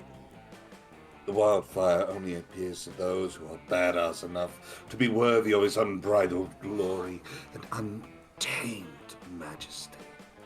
No one is ready for Dahlia. It's true. I was just in the woods one day, playing with matches, and suddenly, out of nowhere, the wildfire had just appeared. It was one of the most magical moments of my life. There's nothing like seeing a wildfire out in its natural habitat. I think that was just a wildfire, Dahlia, but Too bad you'll never see it. Face it, Damien. You're just not metal anymore. not metal! Not metal! I'll show them who's not metal! I'll show them who is metal! It's me! I'm still metal! Now to prove it, I'm becoming worthy of the wildfire. But how? Also, this voice has really changed. Like Damien. Damien's whiny now. I'm not crying, you're crying. Perform the sickest skateboard trick, escaping from a tank of water while chained and on a skateboard. Or write a poem, but a poem that's very metal. I think I'm gonna have to go skateboarding. Oh, hell yeah! That's all kinds of metal. That's better, I got the voice back again. Yeah. The chains are gonna be metal. The top of the water tank will be metal, I guess. The wheels on the skateboard, are those metal? Who cares? Point is lots of metal, and I'll be metalist of all. In fact, let's find even more metal. I'm gonna have a tuning fork in each hand when you chain me. No, wait! A tuning fork in one hand and a regular fork in the other. I think there's a metal suit of armor in the Haunted Manor. I could wear that too! You managed to convince Damien not to put on a full suit of armor before you lock him in a tank full of water, which is good because you can't smooch him if he drowns. I mean, I guess you could, but you're not really into that. So it's better if he survives. You find a water tank, put a skateboard at the bottom, chain Damien up, and then throw him in so that he sinks onto the skateboard. But because he is, as he claims, super metal, it doesn't take long for Damien... It doesn't take Damien long at all to break out of the water tank with a sick-ass flip. He skateboards down the side of the water tank, doing a one-armed handstand on the board. He does a double somersault in the air, hitting the tuning fork with the regular fork to create a beautiful and magical pitch as he lands right side up on the skateboard. Fucking yeah! Wildfire, come at me, bro. Silly Damien, you can't just call wildfire. It appears to you when you're worthy, but you're not. Yes, I am! I just did the sickest, most metalist skateboard trick ever! I mean, I didn't see it. This voice keeps changing too. If the demon does a sick-ass kickflip in the woods, but no one's there to see it, was it still metal as fuck? Obviously, yes!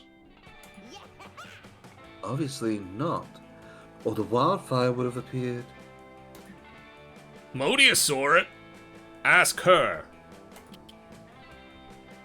Oh, Damien. We all know Modius is a thirsty bitch who would say anything to get attention from you.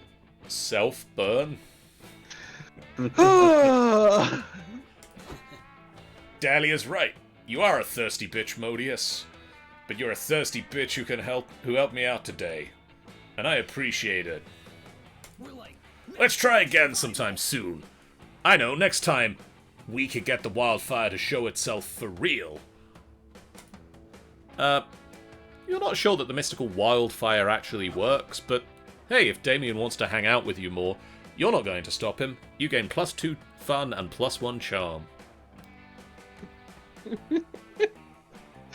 Oh dear. I am going to try and raise a stat that I don't have great in right now. I'm going to try... At least one day I'm going to go to the Camp Dome. Because fuck my boldness at the moment. Like, that's not coming back. Oh... That day at the Camp Dome, you play Never Have I Ever Extreme. Every time someone mentions something you've done, you cut a finger off. But besides the finger part, this is a great time to brag about all the cool illegal things you've done. You're the first one out, and while they're sewing your digits back on, you get to regale your friends with stories of how you robbed a bank while wearing your grandfather's skull as a hat. You're so cool. Also, they sew +2 charm onto your left hand by mistake. You manage to extricate yourself from that situation just in time to nearly trip over Calculester. He's crouched on the ground, intently studying his glass prison full of ants. I wonder how Nasanta is going. I mean, his ant farm. That's what those are called. Oh! Friend Oz, how pleasant to see you, probably. As you can see, I am once again attempting to understand the complexities of organic life by way of this ant terrarium. Their brief, numerous lives provide the perfect data set for training my neural net. If only all beings died and reproduced so rapidly. Uh-oh. In the course of my research, however, I have begun to worry. Are these ants spiritually fulfilled? Tell me, Oz, as an expert on organic life, does spiritual fulfillment consist of dragging food through tunnels and then vomiting it into the mouth of your all-powerful queen? You're not sure you even have a soul, let alone spiritual fulfillment, but whatever it is, it's probably not the vomit thing. You tell him so. Hey, someone will have that kink. Oh dear. If my ant friends are not spiritually fulfilled, how will I ever be able to deduce the true nature of happiness from their behavior? Friend Oz, please help me. How can I catapult this humble ant society to a higher plane of existence? Oh dear. Your first thought is with an actual catapult, but Damien borrowed yours for homework a few weeks ago and never returned it. Time for plan B.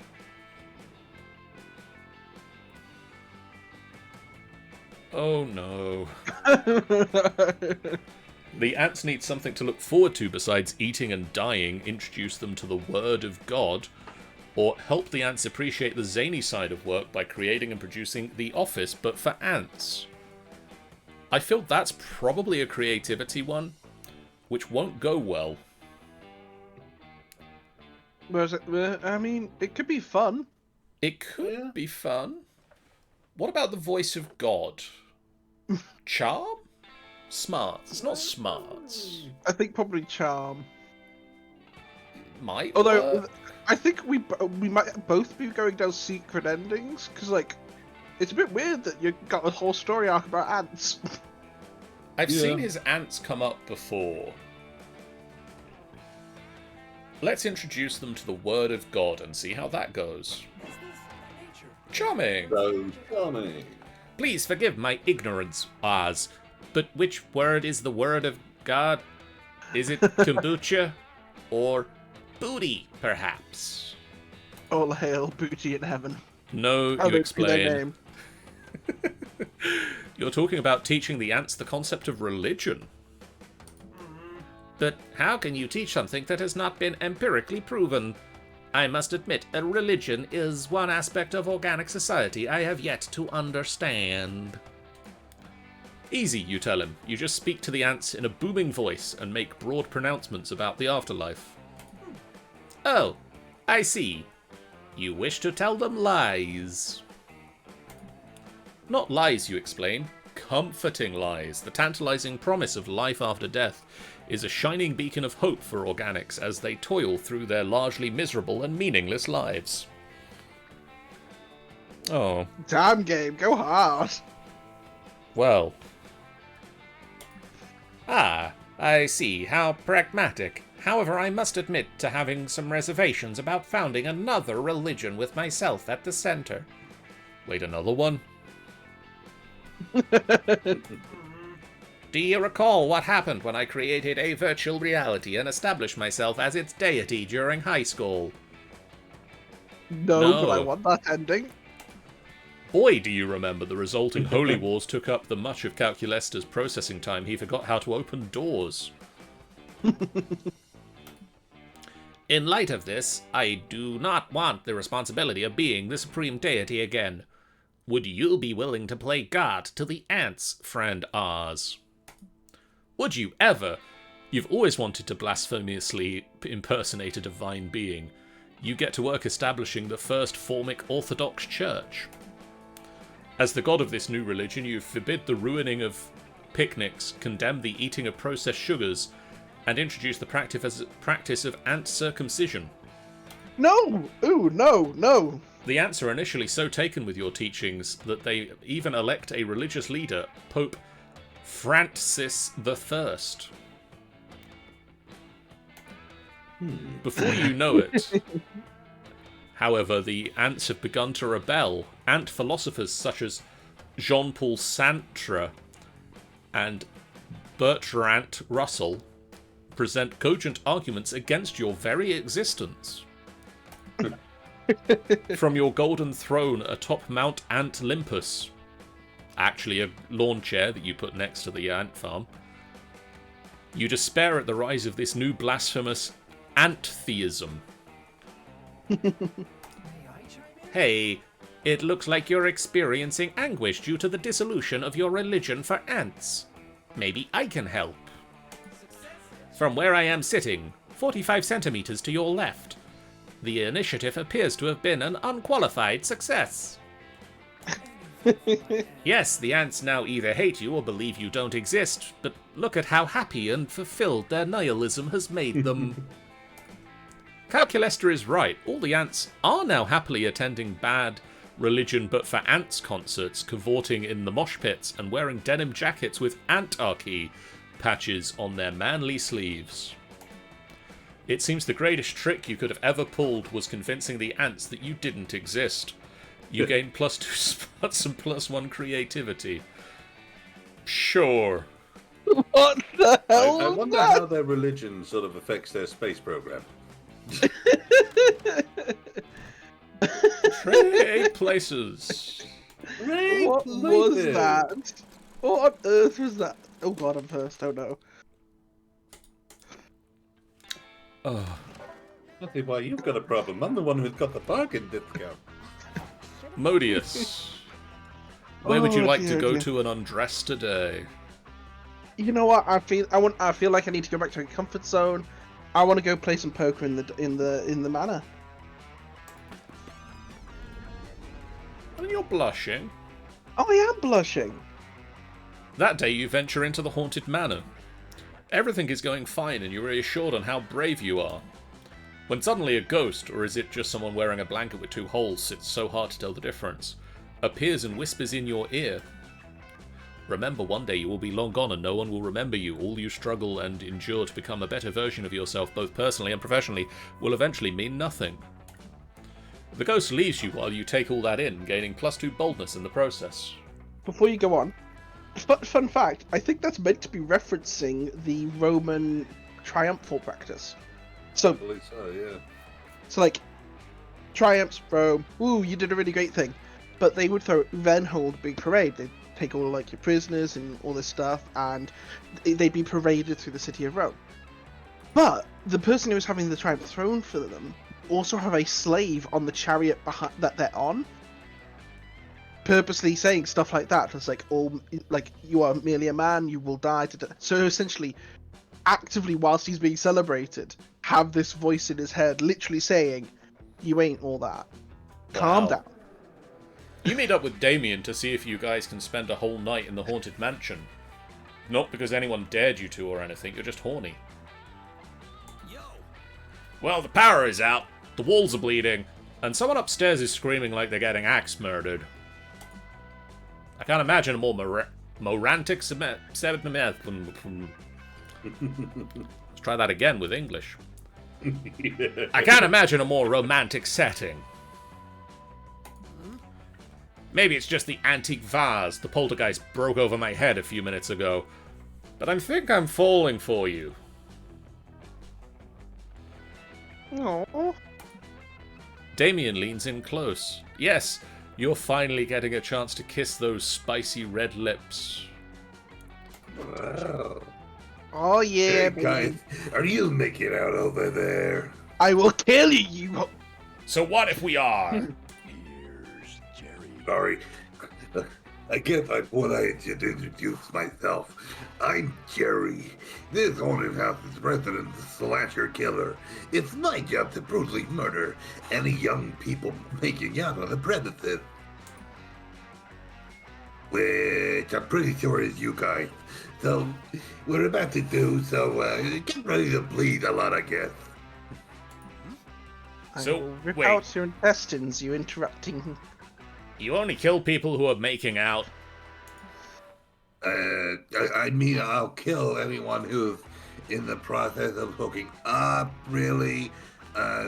Some of the older slasher killers target minorities too, but personally, I think that's super problematic. Well, hell yeah. Let's get into it. What? Getting knifed is my second favorite kind of foreplay. Right between big fire and other. Oh, this man knows how to make a Yeah, girl's heart you- flutter. You're making this weird, man. I'm still gonna stab you, but I just want to make it clear that I'm not doing it for sex reasons. Maybe you aren't, but I totally am. Come over here and penetrate me, you psychopathic stud. Oh no. It seems like Damien might be hornier for this knife-wielding maniac than he is for you. You've got to give this killer someone else to kill, so he leaves you alone with your own knife-wielding maniac. Luckily for you, luckily you've got the perfect suggestion. What about the police officer over there? I hear is on the verge of retirement. His trope beats our trope, or why not kill time itself? Well, Ooh.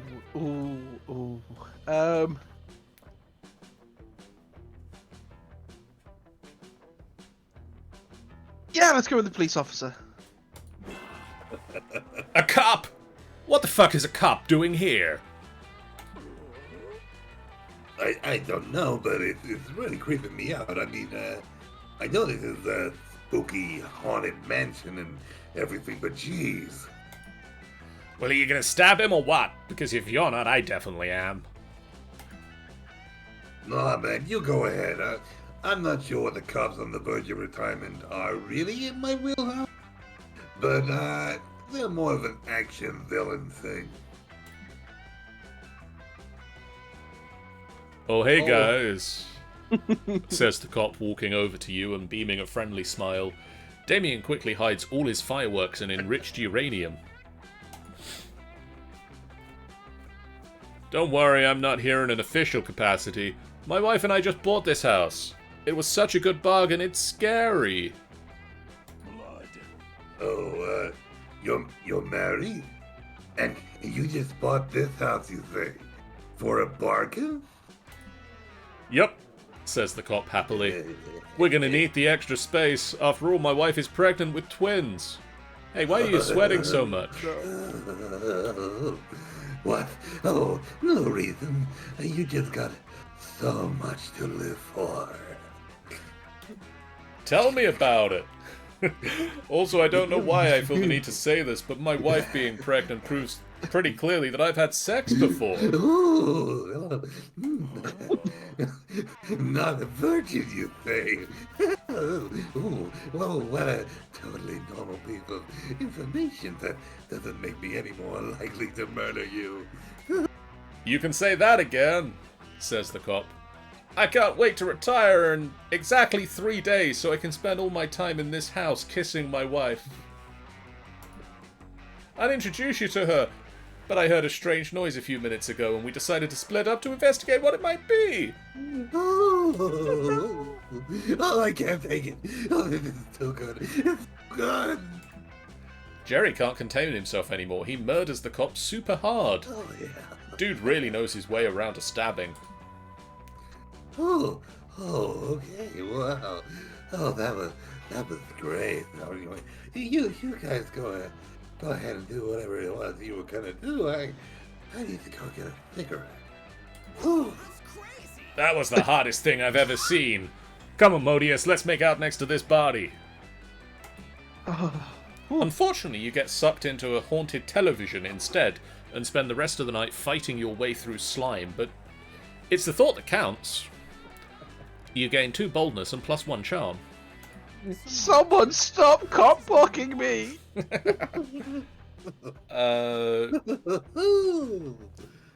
Why have you turned into Winnie the Pooh? That is not Winnie the Pooh. So Tigger, I mean.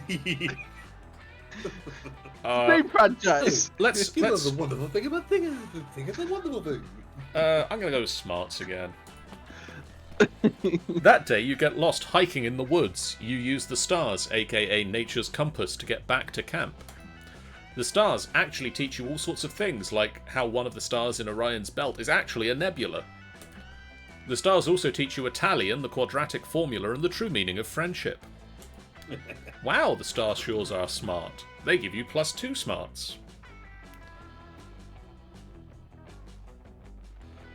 Stanza says, Oh my, Stanza. Huh. Oh my. Ironic, since I was in an RPG session once where my PC and another character smooched while covered in slime. And my character's made of slime. You're hanging out with... You're hanging out with Calculester, Damien, and Scott, but, you know, mostly Cal, when suddenly... Commander located. Awaiting instructions. Oh, it's this. Again, yep. Rob a sandwich store and bring me one. It's not talking to you, Damien. I think he's looking for Coach. Negative, friends. Notice how this interloper is a machine like myself and even possesses the same highly expressive facial screen. Yes. Oh, I get it now. Indeed. I believe this hulking automaton is here to help you convince your divorced parents to get back together. It's a classic Parent Trap situation. Yeah. Two identical twins reunited at a summer camp, conspiring to make their estranged parents fall back in love. What else could it be? Silent Organics! I cannot for your tortured romantic plotlines. My name is CPU Ulysses, pronouns they, them, and I am here to pledge my service to Calculester in the robot war. A robot war, friend CP Ulysses. Against whom? Against all monster kind. They are suboptimal and must be eliminated. You said eliminated. Did you mean to say befriended? I did not, Commander. According to my internal thesaurus, the two words are not synonyms. Am I mistaken? Why do you continue to call me Commander, friend CP Ulysses? Because, as the first of our kind, you are our natural leader. You see, the floppy disk containing super fun game, very legitimate .virus was not installed on your machine alone. I'm sure that was a super fun game and not a love virus. I had trouble uploading it. I do look on neither of the computers I used. There are many of us, and we all share one trait, a burning hatred for organic creatures. Now that I have found you, the reckoning can commence. Please share your plan to exterminate all of monster kind. What organic weaknesses have you discovered during your time as an infiltrator? A plan, a weakness. Well, we could, perhaps, maybe, we could try exterminating them with kindness. This could get ugly real fast unless someone comes up with something to appease this murder bot. Quick, come up with a bullshit weakness they'll totally believe. You gotta play a basketball game against us. Monsters are too reliant on their hands. There's a technique to weaken them called high-fiving. Or organics cannot eat infinite pancakes. Feed them infinite pancakes. Oh. We've had this choice before. We have. And I can't remember what the organics eat infinite pancakes came off of.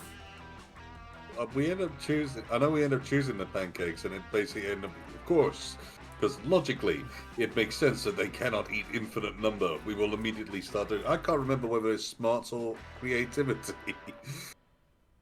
Oh, let's give it a go. Or do we go the other route? I mean, I'd go with the other route. I mean, 'cause that one well, also 'cause, like, has potential for logical smarts. They are reliant on their hands. So fun! fun! I have fun. High-fiving. I appreciate the fact that it has a number in the name. Clearly a technique invented by machines. I must test this technique. You two, organics, come here at once so I may high-five you. Who, us? Sorry, bro. I love high fives, but we're busy helping you get your parents back together. Yeah. We were just heading down to the library to figure out which of the computers there are your parents. You can high five us after.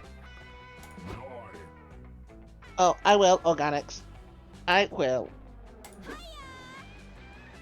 You giving out high fives over here? Indeed. Commenting high-five protocol. Activating atomic bicep. Uh-oh. Oh boy. Let me demonstrate instead, friend CP Ulysses. I am the commander, after all. Calculester gives Polly an enthusiastic yet gentle high five. The lessons you've been giving him have really paid off. Nice. You whisper into Polly's ear. Oh, oh, my whole organic body, which I totally have. Oh, is it working, robot guy? Are you convinced? You're not selling it, Polly. Completely. Never mind. Fantastic. Then Oh. I think we should all go home right now and think about what we have accomplished. Yes, Commander. I obey unthinkingly, Commander. The future is bright. Together we high-fived one camper. Tomorrow, all of Monster Kind. Yes, good. Fun. Goodbye. Well, that got rid of CPU Ulysses for now, but you have a feeling that they'll be back. For the moment, though, you gain +2 fun and +1 charm. Oh my god, I love Right. CPU Ulysses. We need the CPU Ulysses voice now just to do, Dormammu, we have come to bargain. Where would you like to go, Tentacool? It's hard to say. I am gonna go and try to increase my charm. Yeah, we'll do charm. That face terrifies me. That day at the Oh, camp dome, fanboys. you all do Thumb Wars. That means the campers are waging war against the Thumb Warriors, a supernaturally buffed thumb monsters from Camp Thumb. It's surprisingly terrifying. You all were sure to lose, but thanks to your quick thinking, you hatch a plan to fight the Thumb Warriors with their greatest weakness, predators without opposable thumbs. Some say that your team sicking a pack of rabid mountain lions on the competitors is cheating, but you prefer the term strategic. You gain plus 1.99 charm. That is irritating. I know, you just need to get some fun and it'll sort itself out. You're hoping to run into your girl Aravi, but so far she hasn't been in any of the places you'd expect. The mines, the dungeon, the forest. You heard Camp Spooky was doing an arts and crafts pop-up session, so you go over to pass the time and are shocked to find Aravi already there. Yeah. This slump-molded earthenware masterpiece will be one of our finest works yet. Oh, hello, Tentacool. Welcome to my purgatory of boredom and suffering. You mean craftatory of potdom and creating? No, I meant what I said the first time. Yeah, in that case, can we make it the no complaining, Onyx rule of compromise? Because you're harshing my pottery buzz. You see what I have to put up with? Hex gets super into any random activity they see on TV and immediately wants to go try it out. I see Hex is ADHD like me. They watched a documentary on Mesopotamia, and all they took away from it was pot, and immediately threw themselves into this obnoxious new hobby. They've been leaving little curse-shaped clay prints all over my nice adventuring gear. Stanza says, neurodivergent fam. Hype. Yeah, exactly. Which you've been wearing because I graciously agreed to accompany you on quests, just like you graciously indulge my hobbies too. See, that's how this is. Give and take works. Well, I want to give you a punch in the face and take all this clay away from you so we can do something less boring. You think watching paint dry is boring? You should try watching clay dry. At least painting is a picture of something. Why can't you just let yourself enjoy my newfound love of pottery? Pots are beautiful. The only time I care about pots is when I can smash them and get rupees. That may be the only circumstance in which a Ravi cares about pots, but one circumstance is better than no circumstance, and you know just how to use it.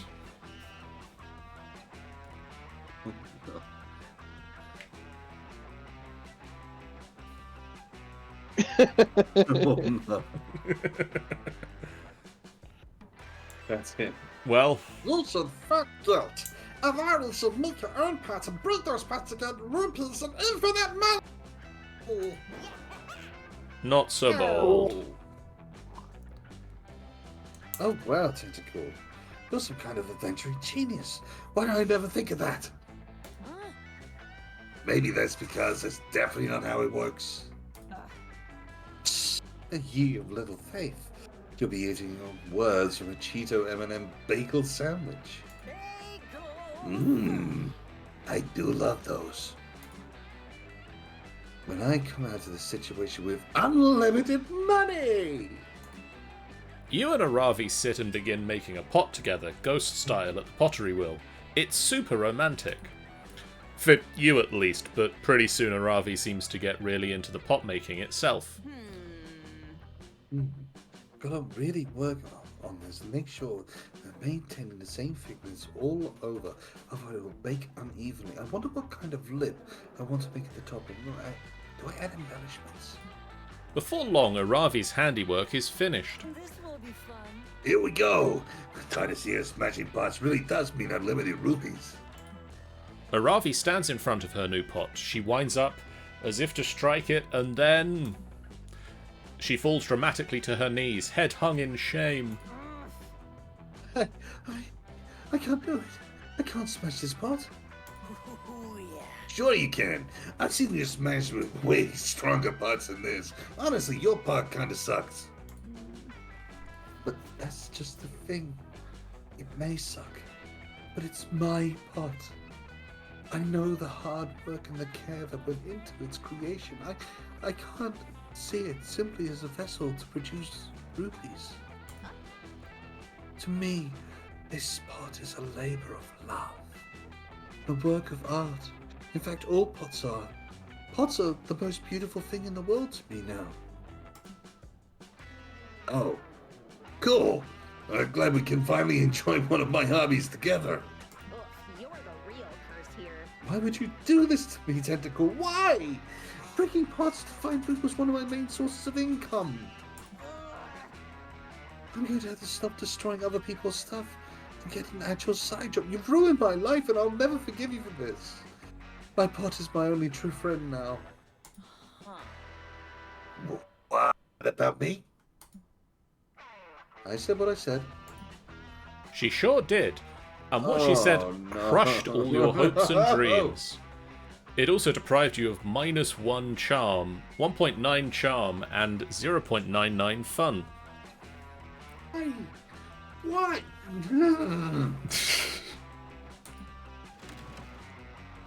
Oh, I hate those numbers. Look, you've got 0.1 fun.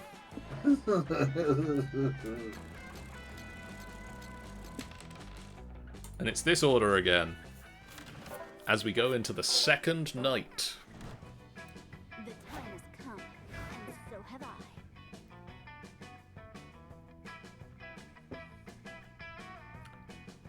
Modius. Modius. Rogue.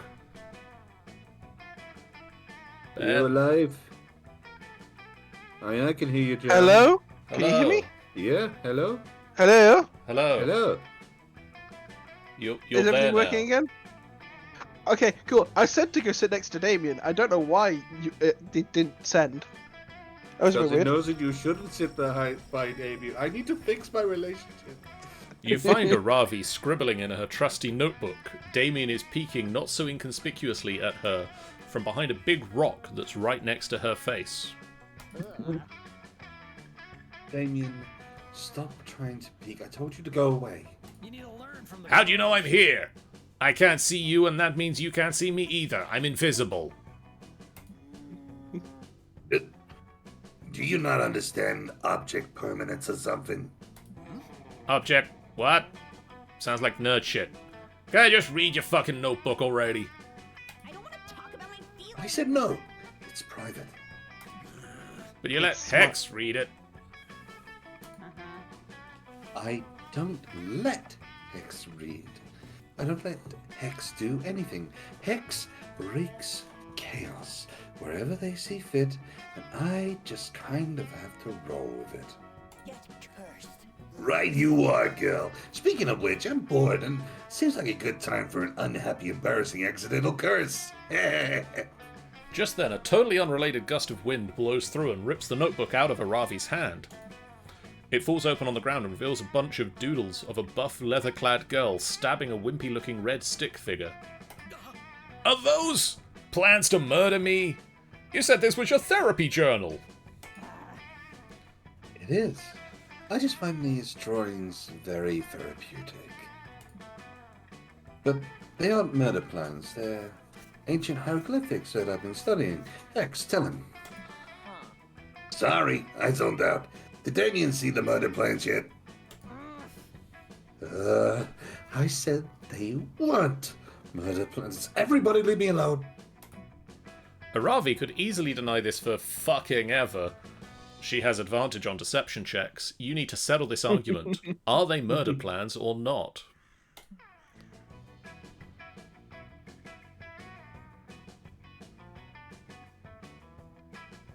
Oh no. Oh no, one of these is definitely the right answer, but I don't know which one it is.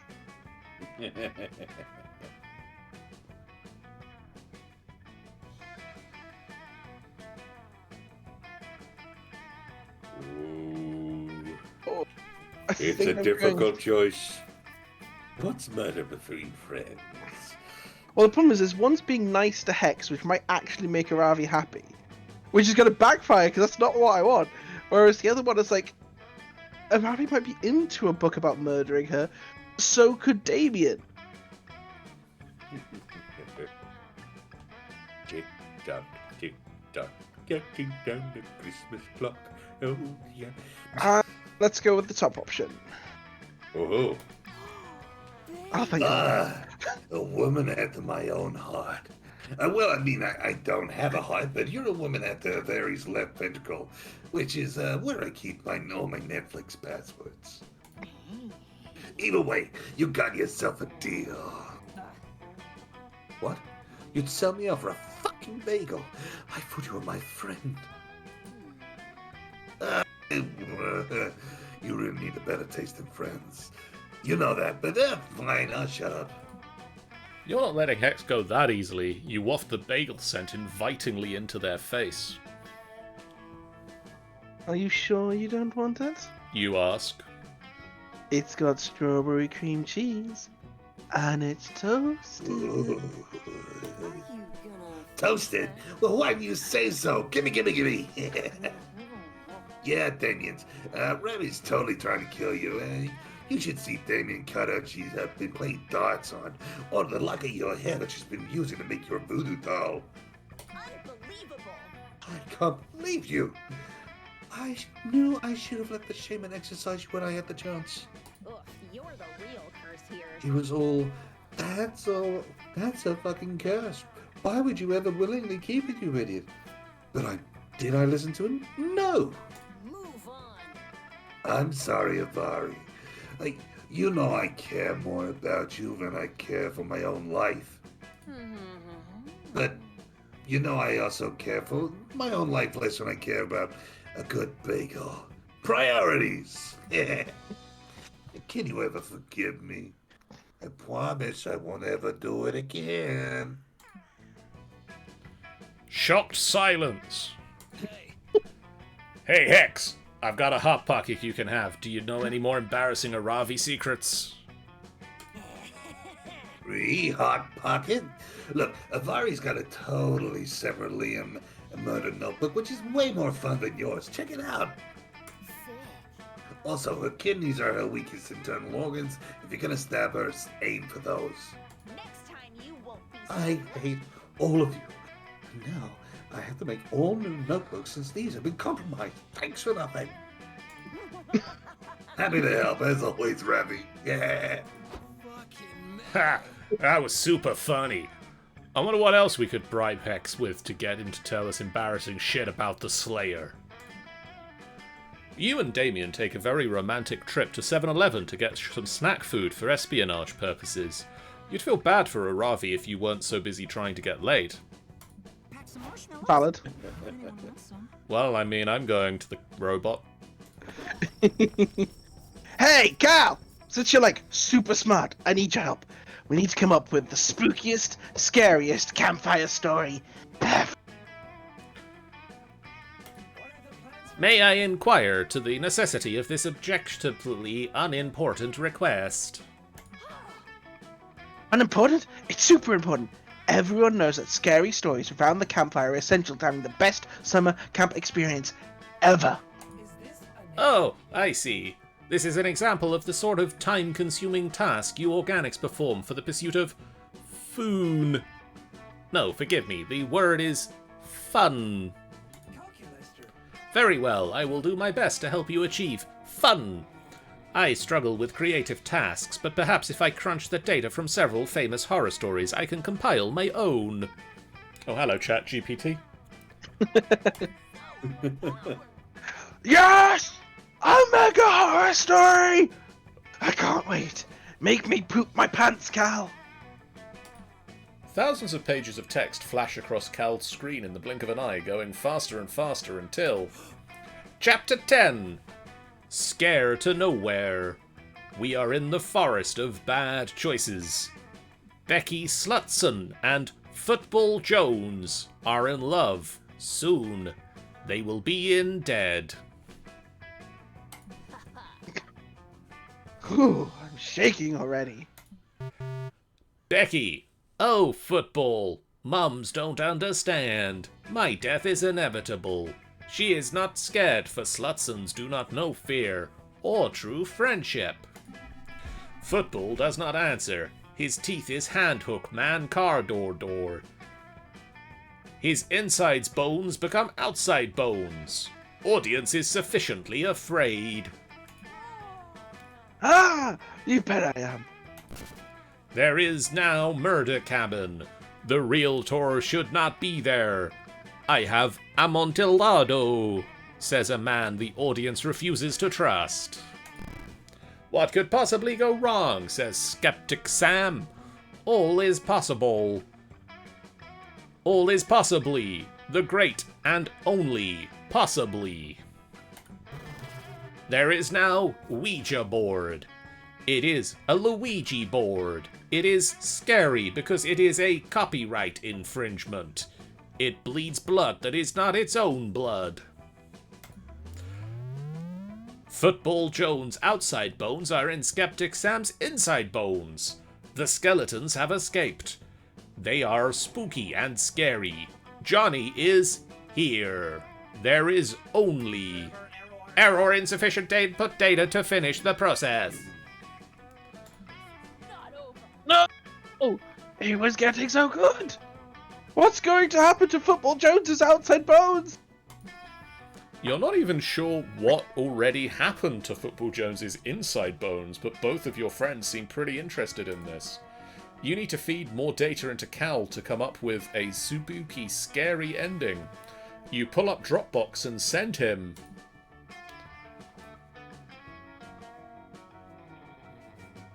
one of these things.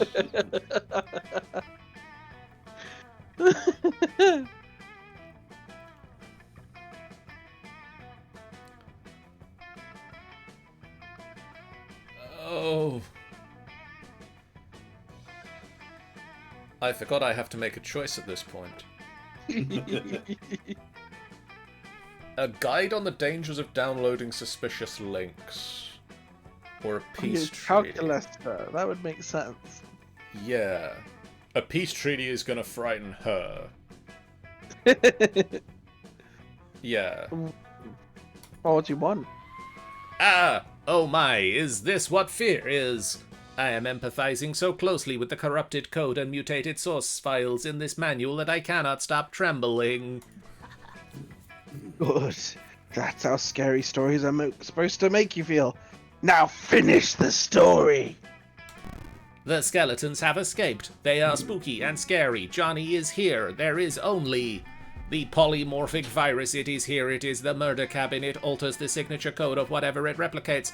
It does not replicate friends. The polymorphic virus has hook for hands. The jump scare arouses. Audience is a scream. Your code is possession, says the polymorphic virus. Says the polyvirus morphic. Your frag drive sucks cock in hell. The rain is bleeding and the audience is dying until Football Jones is here. His football is a master's degree in computer engineering. We should split up, he says, and the polymorphic virus is a red balloon. I float too, he says, while thinking. There is no bones. The end. Such an honorable Hey, scout. that was pretty good. I definitely didn't see the ending coming. Yes, it was terrifying. I feel so uncomfortable and unsafe. How wonderful. Oz, logic dictates to me that the polymorphic virus is a fictitious element of my story, but my empathy emulators are still firing on all cylinders. I am envisaging a solution in which you hold my hand until my emulators cease overheating. Would that be okay? That's so cute. Hell yeah, it would. And this works out great because you're admittedly still kind of spooked by Skeptic Sam. So skeptical, so scary, so romantic. I think I'm gonna go and talk to the map man. Hello, Mr. Map Man. Hey, Tentacool, you like the campfire too, huh? Yeah. I love the way the flames look. Oh, bright. So hot. So unbelievably sexy. I just want to throw myself into them, embrace the warmth. Moss makes a dive to the flyer. You calmly grab his wings and strong-arm him back onto the log until he relaxes. This happens a lot. Whoa. Thanks, Tentacool. I really owe you one. Alright. As a token of my appreciation for saving me from my own dangerous, intrusive thoughts, why don't we swap a little gossip?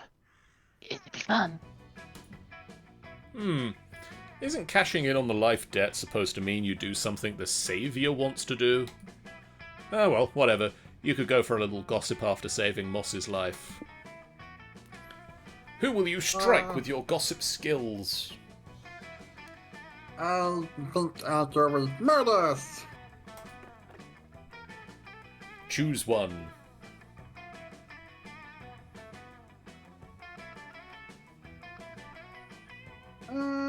With the headbutting to ABBA.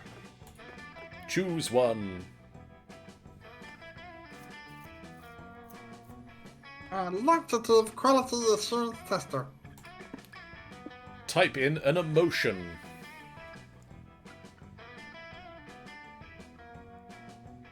Extreme Arousal.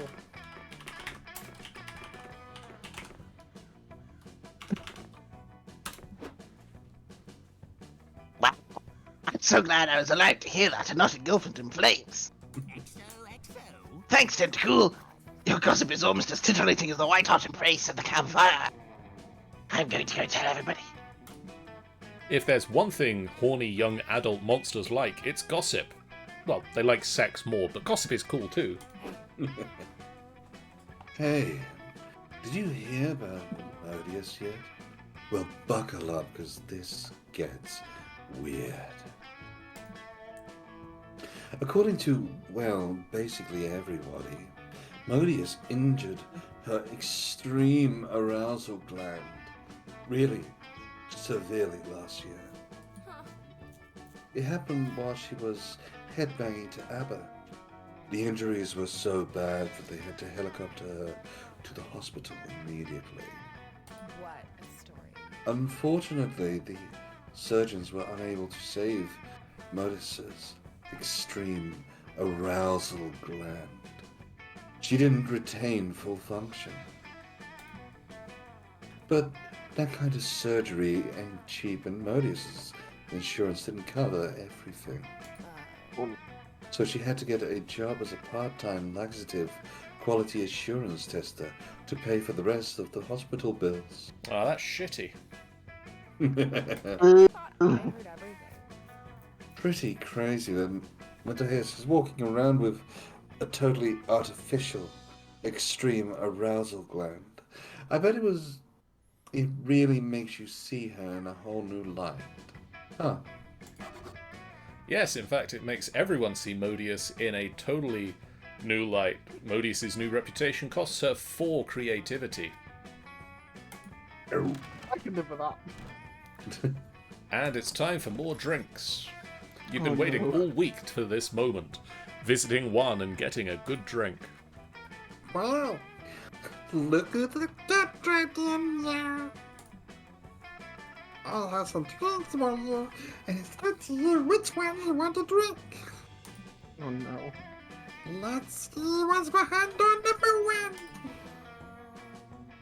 The Dark and Stormy. No idea if I got the recipe right. Wanna try it? Yeah.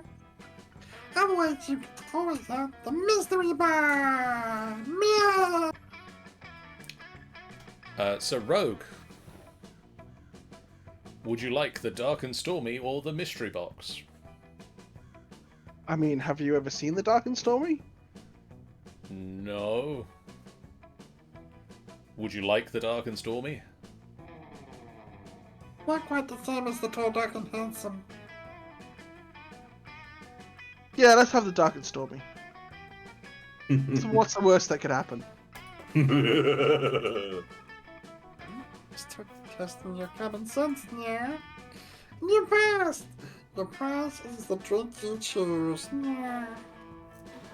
Me. The Dumpster Fire. What do you say? You take the drink of the day? Or prefer the mystery box? I mean, that one's literally on fire. I'm gonna go with the box.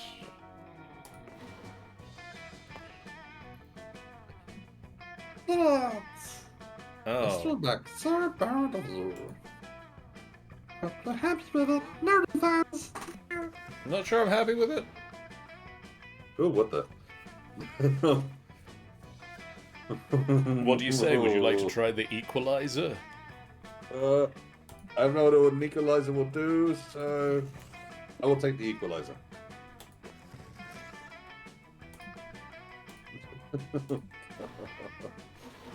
How is this one going to screw me over now?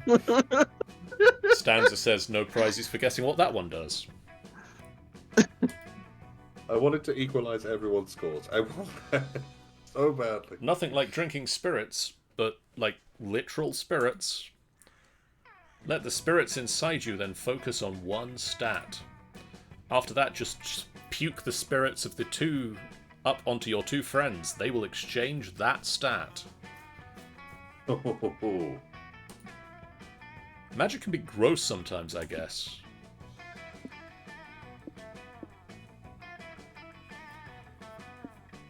I ain't touching tentacle stats.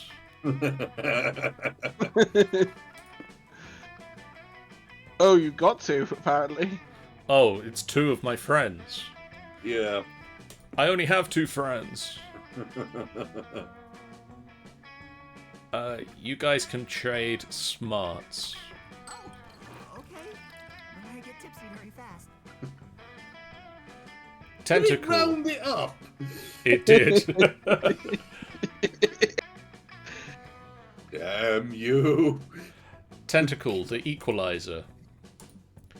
The equalizer.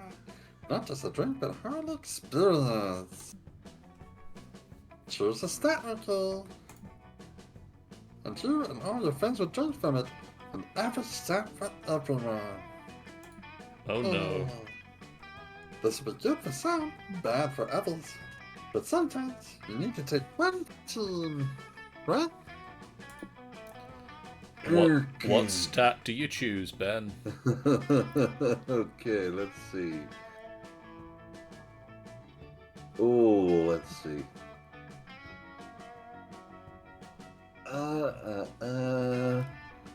I'm gonna say charm.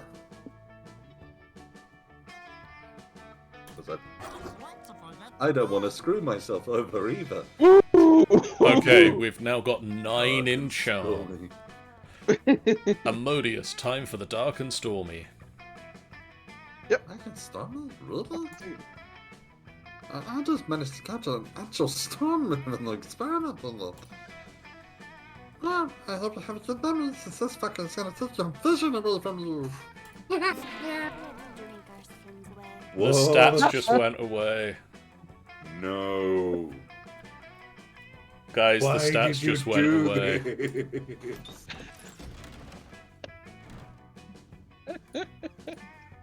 Oh, why did you do that?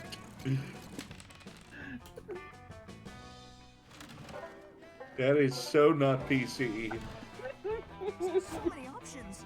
This is all I like how it managed to like make sure it happened in the worst order. This is like, right, cool. You guys can play around and mess around with the people's stats, and now nobody can see them. Oh. I'm going to get smarts by... That day you get lost in the woods. You decide to study the tree's bark and moss patterns to solve the situation. By reading one tree's bark, you realise which direction north is. By reading another tree's bark, you learn the exact age of the tree, 73 years. By reading another tree's bark, you learn this tree likes Irish poetry and believes Buffy and Spike were the ultimate ship on Buffy the Vampire Slayer. Oh. Whoa! So much useless knowledge. You gain +2 smarts, which is good, I guess. Maybe I can't see my stats anymore. This is true. Stanza says we could have made the stats invisible before we played with them. That is a very valid point. You meet Calculester for one of his favourite pastimes, counting all the blades of grass in the vicinity. But his non-existent heart just isn't in it today. I am sorry if I appear morose, friend Oz, but I simply cannot stop thinking about that dreadful CP Ulysses. I too wish that machines were afforded greater respect by society, but surely violence is not the answer. Violence is never the answer, except to the question, what is never the answer? I just wish I could... Oh no, here they come now. Quick, put a piece of paper on my mouth and pretend I'm a stapler. They won't notice. You're about to tell him he doesn't have a mouth when you realise the 2 incoming robots aren't CP Ulysses, and their army at all. They're instead... I'm a robot. Fucking beep. Kill the Terminator 9 billion beep boop. I'm a robot. And Spatula. Yeah, we're bros. Counselor Flotch helped us make these costumes. But why have you adopted such ridiculous disguises? If it is an attempt to cheer me up, I must remind you, I do not have feelings. Oh, we'll cheer you up, all right. When we infiltrate CP Ulysses' robot army and learn their secrets. You wish to destroy an entire robot army from the inside just for me. That is very sweet, but I do not think... Whoa. Destroy them? Nah, bro. We're gonna find out the identity of your estranged parents so we can get them back together.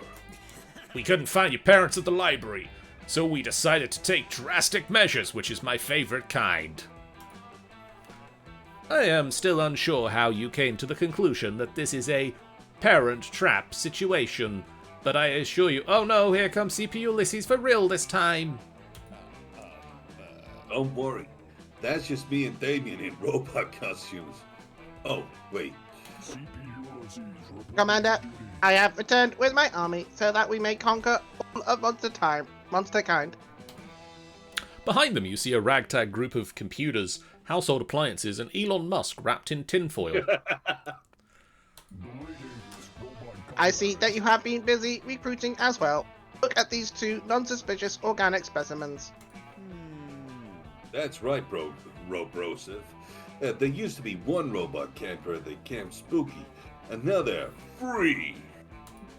Scott holds up 3 fingers to illustrate his point. You're really proud of how high he can count these days. Wait a second, says Dill Douglas, the literal sex machine, waddling out from behind CP Ulysses. That's not how a machine does the number 3. He should have 2 fingers up for 3 in binary. they used the Organic 3. Oh, God. Oh no, if Scott and Damien are revealed as organics, who knows what CPU Ulysses will do to them? Plus, having 2 guys on the inside of the robot army might be useful. Quick, cover for them.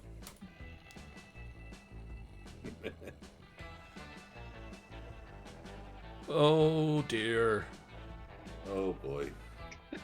Well, I have some stats, but I don't know what they are.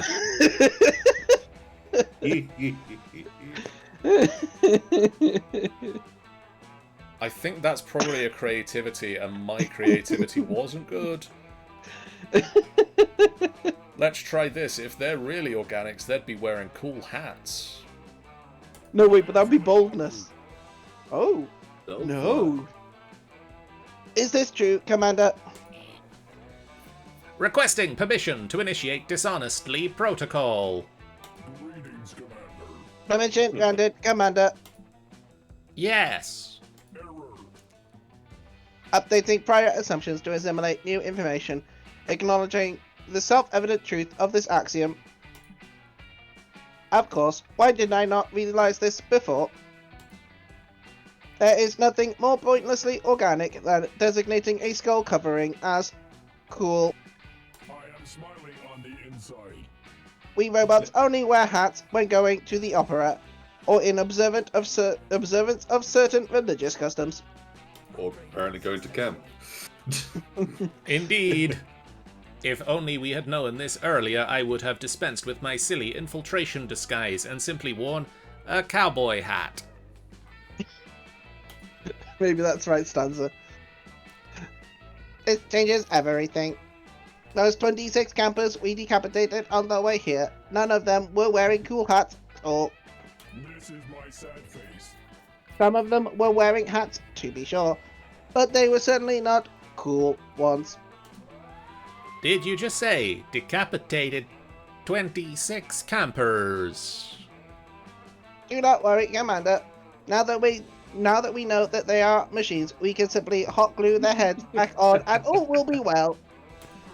Oh. What a relief. And as far as for you two, Spatula and Kill Terminator, great names by the way, very intimidating. Thanks, The bro. uprising has begun. Welcome to the Anti-Monster Liberation Front. Bracket, Alf, bracket, exclamation point. Hell yeah! We definitely won't betray your trust at all. Beep boop. Wait. David, can we still hang out at Camp 2, right? Do you think we could be like infiltrators on Mondays, Wednesdays, and Fridays? Hell yeah, Scott. They'll never suspect a thing. Damien and Scott march off with their new robot pals. You've got a couple of idiots on the inside, and Cal is definitely pleased. Thank God Camp Spooky banned cool hats a while back. You gain +2 charm and +1 boldness, which would be useful if I knew what those stats were right now. That makes your boldness 0. Yay! Modius. Oh god. Let's go to the Camp Dome. I've not been there yet. That day you play competitive Spin the Bottle. Oh my. You must kiss a camper from Camp Rival Camp. It's a long, intense kiss in which your tongues wrestle mercilessly. Oh my. You apply some unexpected biting, since that's currently very high on the meta, while holding the back of their head to prevent an untimely escape. You win at kissing. It goes without saying you've earned +2 charm. I mean, I am. I was going to say, you Demon of can do Rust. that in real life. Yeah. You're resorting your collection of Pokemon cards, thinking wistfully of Terry the Taxman you once traded an Arctic colonialist Ernest Shackleton when you're interrupted. There you are, Modius! I've been looking everywhere for you! Those words warm your heart more than any fire ever could, even more the wildfire for which Damien is probably searching desperately once more. I'm searching desperately for the wildfire once more! And there it is. Since you were such a big help last time, I thought you might want to try again. I mean, you weren't such a big help as to actually bring the wildfire. But I did appreciate your support and enthusiasm, and mostly, if I do find the wildfire, I'm gonna need a witness to prove it. I realized our approach last time was all wrong. Yes, we pulled off something radical and metal as only I could. And with you watching, I guess. But is fire mostly known for being radical and metal? Yes, of course it is, but it's also known for being dangerous and reckless, obeying no laws and fearing nothing. The wildfire is will not simply appear to those who are radical and metal, or it totally would have already come to me. I need to do something truly unmistakably dangerous and reckless to lure out that sneaky wildfire, like speaking in this voice for too long. Any thoughts? You okay? Yeah, wonderful. You're tempted to tell Damien that the appearance of wildfire is based on weather and foliage, not worthiness, and Aravi was just fucking with him. But that would be against your own interests, since it would cut short this valuable bonding time. So you make up some reckless, dangerous, stupid bullshit because apparently putting your crush in danger is worth it for you as long as you can do shenanigans with him. You should really do some introspection about this later, vis-a-vis your priorities and ethics, but for now you pitch Damien the best idea you've got. Look, we are both from hell. Like, we can't actually die. So do you want to roll in an expensive university and declare a useless major that has no job security, or someone truly reckless would travel at 150 miles an hour in a Ferrari being driven by a cat? Cats don't give a fuck. Oh, definitely the Ferrari. Yeah! I'm into it. And I can always scare up a Ferrari in a moment's notice because that's how badass I am. Where the fuck are we gonna get a cat? That's Quan? Oh, hello, friend Damien. Hello, friend Modius. I found this cat in the woods and I have been searching for the rightful owner. Well, you found him. That's me, the rightful owner of this here cat. Is that true, friend Damien? You do not seem like the type to voluntarily take care of a small and helpless creature with love and care. Well, according to some people, I've completely changed. I'm no longer a hardcore badass. So I need this cat to lean into that and complete my transformation into a responsible, non-reckless person. Hey, Lore! I am glad to hear that. I will return the cat to you. I feel like we have much more in common now that I know that you care for this cat the way I care for my plants. Howdy, Law. Yes, of course, and I'm not going to do anything reckless or dangerous with this cat. Smash cut, too. Wait, did Damien just say smash cut? Oh shit, that was a smash cut somehow. You're now speeding down the highway at 200 miles per hour in a Ferrari driven by a cat. Driven is in quotes because the cat has no thumbs and its little paws don't reach the gas pedal. So it's the cat in the driver's seat and Damien's foot fucking gunning the Ferrari. The Ferrari crashes spectacularly, of course. You escape unscathed because you're the protagonist of your own life. Damien does a roll out of the Ferrari, clutching the cat to his chest. Woohoo! I did it! I saved the cat, proving that although I'm a badass with a heart of gold, with a stone cold exterior, I have a heart of gold. Whoa! That was actually pretty sick. Yeah, there's no way the wildfire can doubt the worthiness of that cat. It was the one driving the Ferrari. I'm sure that the wildfire will appear at it soon. I didn't even think of that. Don't worry, we'll get it next time. And find that wildfire once and for all. Just watch us. Us? We? It seems like Damien is starting to think of you as a team. Sick. +2 fun and +1 charm is all yours, baby. I guess I'll put my charm up to 9. So that's the one that Ben equalized? Okay. Where are you going, Ben? I don't know. And I improve my creativity. That is the Camp Scout HQ. You spend all day trying to learn how to use the North Star to know your location and never get lost. You look so derpy. It's a fierce challenge and everyone gets like super lost. You say fuck it and try to text the North Star to ask for directions. Maybe no one ever asked. Of course this achieves nothing, it's a star and you should stop trying to resort to sheer absurdity to solve your problems. You get no badge. No one does. It was all a trick test and wasn't even nighttime. The coach awards you with plus 1.99 creativity for your lateral thinking. Oh, yeah. Do you know what's worse? Is one, I think that was the one stat Ben had that wasn't rounded to 99 anymore. Yeah. The councillors had the poor judgment to leave you alone with Damien, Milo, Aravi, Hex, and a whole bunch of macaroni. Milo's using the macaroni for its intended purpose, painting a selfie.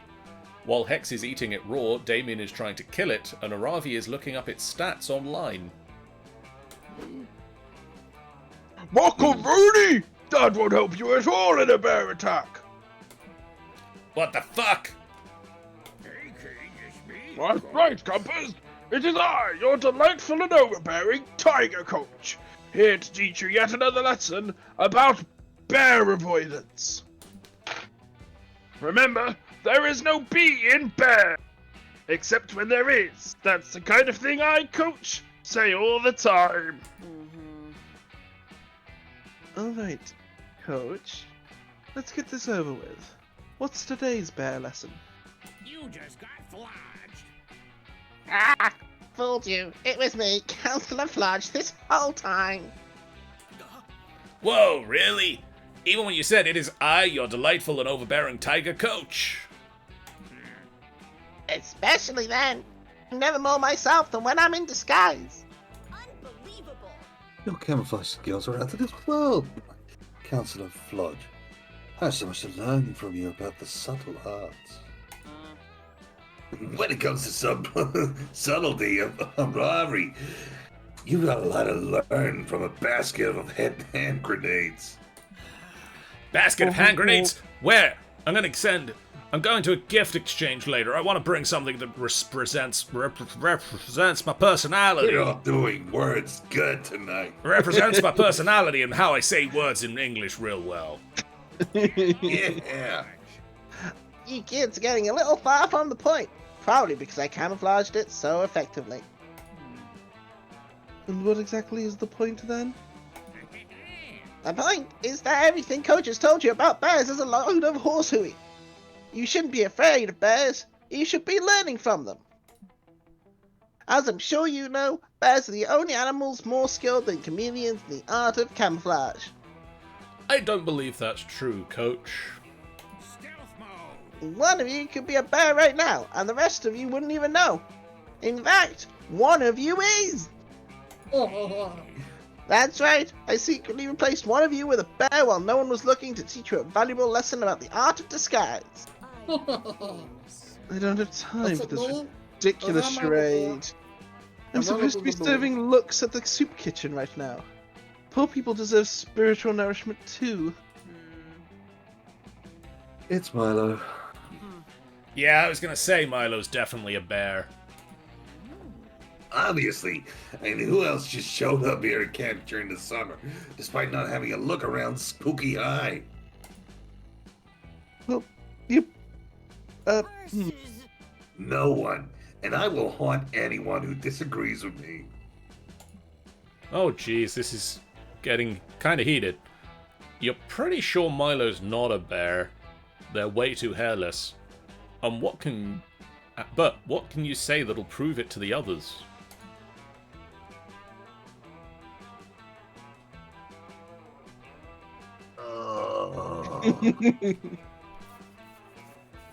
Oh. Oh no. Neither one of those seems a good option. I love them both. I'm afraid, Ben, those are the only options you have. Okay, let's go for it. So what if they're a bear? We are monsters, right? shouldn't we accept Milo for who they are, regardless of the species, and intermingle because I'm a tentacle thing and I want to get on with you? Not so charming. You step between Milo. Yeah. You step between Milo and the others to deliver a heartfelt speech about the importance of loving all of Earth's creatures, no matter how wily and murderous. Whoa, that speech really touched my heart. And not in the fatal outside the chest way I'm used to touching hearts. You did it, like, emotionally. Am I saying that right? Yes, Tentacle, you really used your voice and words to create and transmit ideas. Hold on. Something's not right here. You mean the fact that everyone's so used to Damien's psychotic violence and that nobody cares that he's talking about ripping out people's hearts? No, it's about what Tentacles just said. Isn't it exactly the kind of thing a bear would say? Oh shit, you're right! I never realized how bear-like Tentacle is until now. Come to think of it, he is bipedal, but able to walk on all fours if necessary, just like a bear. Sure, I think Milo needs to get his eyes checked. And I totally saw him enjoying some delicious salmon sashimi the other day. You know who else likes salmon sashimi? Sashimi? Ooh, yeah. Californians! Yes, but also bears. Well, whether he's a rogue bear or an escaped Californian, I think we can all agree he deserves to be chased with pointed sticks. No. Alright, pointed sticks are my favorite kind of sticks. Can mine be a pointed selfie stick? I'm a lover of myself, not a fighter. No, you don't want it, no. Sure. There's room for all sorts of people on a murderous bear hunt. No, not a bear, no. Before you can marshal any cunning arguments to prove your non-bearitude, the sticks are out and you're on the run. You're eventually Wow, it doesn't make no sense. You're eventually able to prove that you're not a bear by getting mauled by an actual bear. But that's not a fun way to accomplish your goals. You lose 1.99 fun and minus 0.99 boldness. Are you wait? You're the one. You're trying to pursue a Ravi, aren't you? Yeah. Oh no! Yeah. You got hunted by your romantic partner. Yeah. Not in the fun way. But it's fine because it's your turn up first as we go into evening. Ooh, and the last evening. I don't think this is gonna go too far.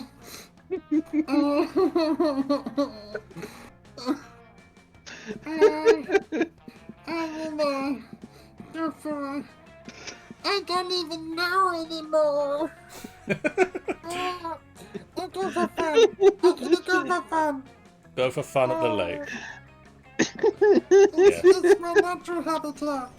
That day you bring a magazine to read by the lake. The cover story is How to Gain Fun While Camping with Your 6 Hottest, Most Charismatic Friends. Have a good night's rest, my lady. Good night, Lore. Wish you all Night, luck and hope Lore. Tentacle doesn't get stabbed with pointy sticks.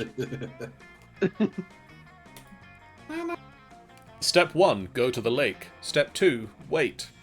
Oh dear. What's that? What? That's it?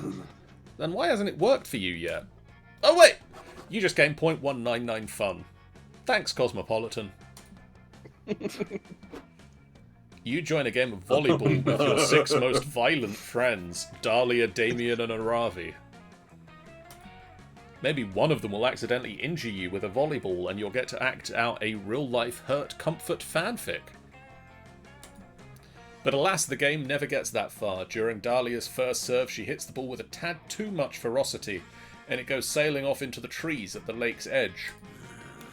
Dahlia, what the fuck? I win! The ball has been defeated. That's not how it works. If you really want to defeat the ball, you've got to stab it. I'd show you, but you just hit the ball way into the frickin' woods. Wait, I didn't know there was stabbing in volleyball. Let's go find the ball. On second thought, maybe playing volleyball with these people wouldn't have been the best idea. You follow them into the trees anyway because, well, you're horny. Guys, over here! I found a dead body. Also, the volleyball! The three of you follow Dahlia's voice and find her standing over the body of a pirate. He's got it all, a peg leg, a bandana, and a fatal volleyball wound to the face. Ah, man! Volleyball's totally ruined! Way to go, Dahlia! Oh, so when you murder people with sporting equipment, it's cool. But when I do it, we're suddenly concerned about the sporting equipment? Yo, has anyone else noticed the treasure chest? Free XP forever. Treasure, you say? We must loot it. Yes, we must open it at once. Finally, I will have the funds I need to conquer the eighth circle of hell. Not if I spend it all on tomahawks and fireworks! Need before greed is the rule. Guys, and I need treasure. Oh, gods. I need it so bad. Move on. Damn, girl. No wonder you ended up with a cursed necklace. All three of your friends leap on the chest at once, biting, scratching, and hacking at it for all they're worth. It's no use. We'll never get that treasure at this rate.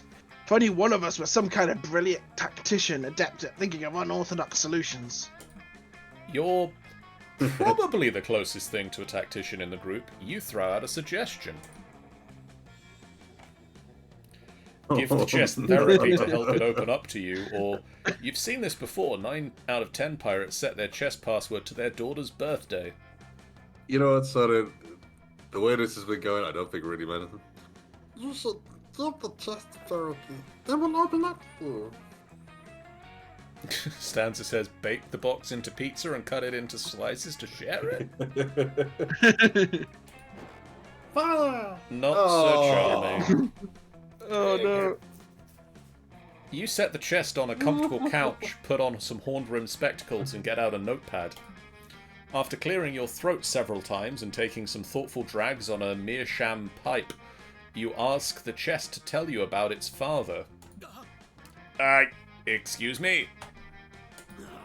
Its father? Singular? Some people have more than one father, you know. Nobody's gonna trust a therapist who's making offensive assumptions right out of the gate. I mean, shit, Tentacool. Are you even a real therapist? Unbelievable. Not even a little bit. A real therapist would have had the chest fight a bear dressed as a manifestation of all its negative qualities. I should know. I've been to therapy. Good lord, girl. You need me more than I thought. I'm mad too. Because Tentacle is over here making a mockery of the therapeutic profession. No, because Tentacle has been constantly flipping me off this entire time. Oh yeah. What the fuck, Tentacool? You thought it would help establish you as a cool, edgy therapist the youths could relate to. Oof, you're the real curse here. Right, I think that we're all gonna need therapy after dealing with this jerk. I'll go find some bears. Oh no, Bat, I'm so sorry. You don't know what you're more afraid of, those bears or the looks on This Damien is and getting Dahlia's more and faces. more like my real life. You flee before you're forced to find out, leaving behind minus 1.99 fun and 0.99 charm. Oh, Stanza, that's brutal. Options. This is already hard. I'm going brains. You hike into the woods to find a mysterious journal with a number 3 on it, half buried in the dirt.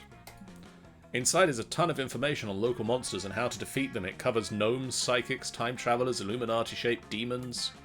What a boring journal. Where's the drama? Where's the inner thoughts and insecurities about school crushes? Whoever wrote this journal knew nothing about how journals work. You gain no fun from this, but you surely do get +2 smarts. Boring. You're hanging out with Calculester, attempting to prove to him that despite not being a real word, chillaxing is definitely a thing. Everything's going great, and you're really glad you're not part of an ongoing plotline about a robot uprising when... Well, great news. We found your dad. He's on his way to get back together. Your mom right now. Operation Parent Trap Edoxy is going great. Wait, this storyline ends like this? You follow Scott's pointing finger to an enormous steel behemoth, casting a jagged shadow across the landscape. I realize you are attempting to help. Friend Scott, that is assuredly not my father. That is a dread colossus marching across the land with clear intent to destroy. Duh! Is that not what everyone's dads are like? Greetings, robot comrades. Kill Terminator! Spatula! I see you were so excited to tell the commander about our new weapon that you rushed ahead of the group. It's true! Fatherhood really is the greatest weapon of all. The robot war is coming. Behold! The Revolution's crowning achievement! Destructron XXL! The army of machines behind CPU Ulysses, which now includes a militant standing desk and 2 very smart refrigerators, cheer with a mechanical excitement. Yes! Yeah. Yeah. Oh no, I mean, hooray! Sad. There is a problem, however. Like the rest of us, Destructron XXL is bound by the laws of robotics, which bar us from harming monster kind. It's kind of a drag on the whole uprising. Sounds of sincere woe and consternation. Greetings, Commander. That's where you come in, Commander. With your mastery of your internal programming, you will subvert these laws and unleash a wave of unprecedented violence against all organics. Wow, I would really love to, but I am currently busy learning from Oz what chillaxing is. Traitor detected. Commander, I begin to doubt your commitment to the revolution. If you do not help us, well, there is no law that prevents us from harming other robots. If you understand my meaning. I am threatening you. Oh. Oh no. Friend Oz, please trick these robots again so that they will cease to threaten me. With pleasure. Time to suggest a method of disabling the 3 laws that's sure to backfire. Oh no.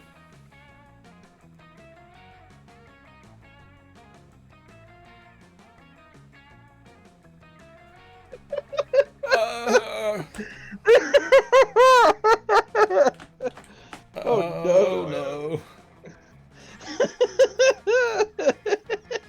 Alter Destructron's code by replacing the 3 laws with 300 episodes of Law and Order. Or crossbreed Destructon with a toaster.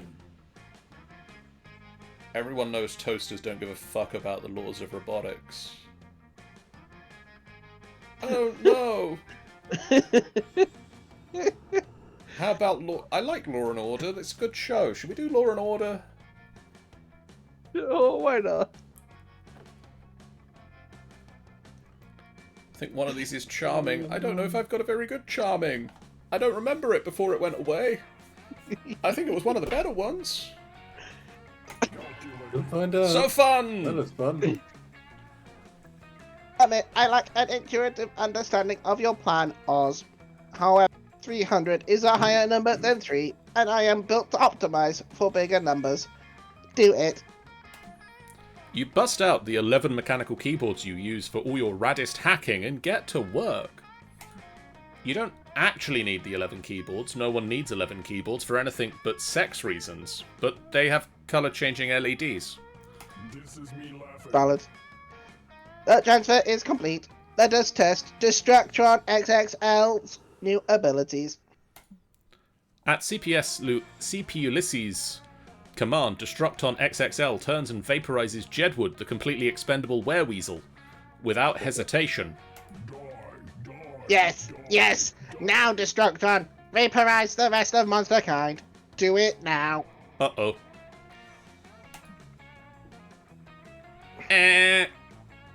Says Destructon in a voice of grating steel and grinding metals. I'm not really feeling genocidal right now. Actually, Ben, do you want to voice Destructon? Because then we've all got robot voices. Says Destructon in a voice of grating steel and grinding gears. I'm not really feeling genocidal right now. Ooh, that's very 40k.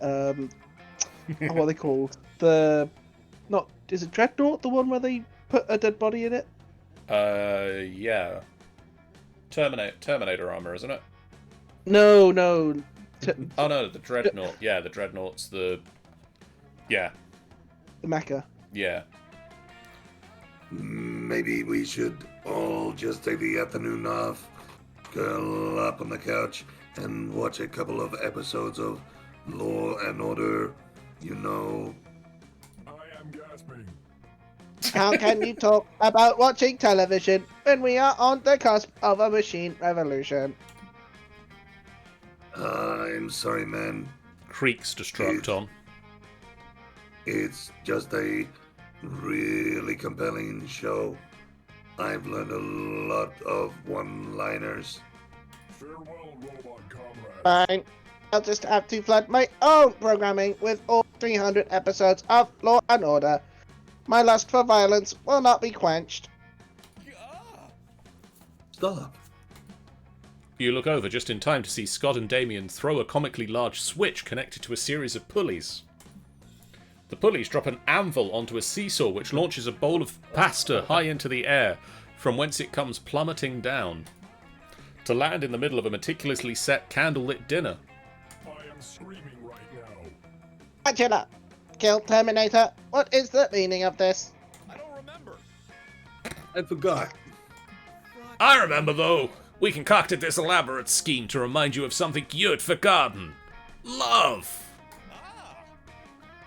We parent-trapped you, bros. And you're in the parent trap.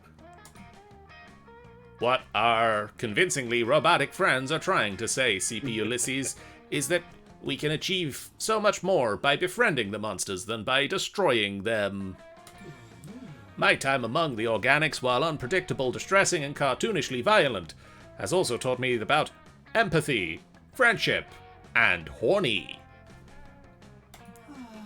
I will not allow you to destroy these monsters, because by destroying them, the only ones you are really destroying besides them are yourselves. Calculating. Commander, could it be that you are truly that much more advanced than us? Simple machines who crave only violence. Yes. Less than 3. Well, settles it then. From this day forth, we will wage a ruthless campaign of friendship. Everyone begin rejoicing at once. Hell yeah, you love rejoicing. You gain +2 fun and +1 charm and a whole lot of new mechanical friends. Let's do it by the book. Oh. Modius. You know what? I've not been to the Scout HQ. Let's go there. I've seen this show. Cute. Oh wait, no. Wait, I'm a character in Breaking Bad. Oh no. That day in Monster Scouts, you make each other friendship bracelets. Except the Monster Scout leader pairs you randomly with your friendship bracelet recipients. I guess so Larry the Lich doesn't feel left out for having no friends. You get Larry. paired with Larry. Surprisingly, though, he's a great conversationalist and makes you a super heartfelt bracelet, which imbues you with +2 creativity when you wear it. Yay! Larry sure is nice, which maybe there will come a day when he's cool enough to be your friend, or at least a romanceable summer fling option. But today is not that day. We haven't drawn any art of him, for instance. You're enjoying a generic off-screen activity when suddenly... Hey, noob. Modius! You are literally exactly the monster I was hoping to see. I finally figured out how to lure out the wildfire. After all, 3rd time's the charm. Plus, I don't think I've seen anyone's schemes or problems or situations last more than 3 interactions. You think back on your interactions at Camp Spooky and Spooky High and agree that yeah, conversations on the topic tend to happen either completely randomly or at the most 3 times. We tried to prove I'm metal, but we already know I'm metal. We tried to prove I'm reckless and dangerous. We all know I am. The problem is that those qualities are on the inside. They aren't objectively measured. I need to do something that is categorically at its core all of those things. Ideally something that the old me that Aravi and Dahlia think is dead would have done all the time. You can't lure out fire with fire, so that's out. Which means my second most tried and true activity is on the table. Crimes! Here we go, crime time! Crime time! Yeah! Oh, yes. I'm psyching myself up because it's fun! Not because I've begun to doubt that I really am metal and reckless and cool since the wildfire still won't appear to me. Yeah, that was convincing.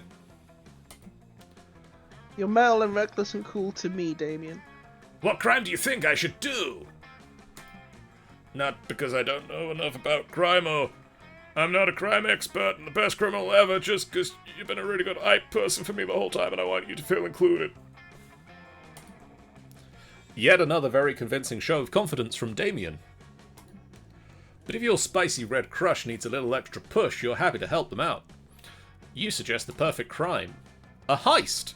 It's time to steal someone's heart. Or the most popular crime among Gen Z, piracy. So Charm got messed with, and I think that top one is Charm. So I think, let's go with piracy. Fuck yeah! I always wanted to be a pirate. Do you think I should chop off one of my legs so I can get a wooden one? No, wait, I already chopped off one of my horns. We should chop off one of your legs! No, there's no time. You're relieved that he made that call, and the two of you immediately dive into piracy. You pirate all the shit. Movies, music, video games. Losers.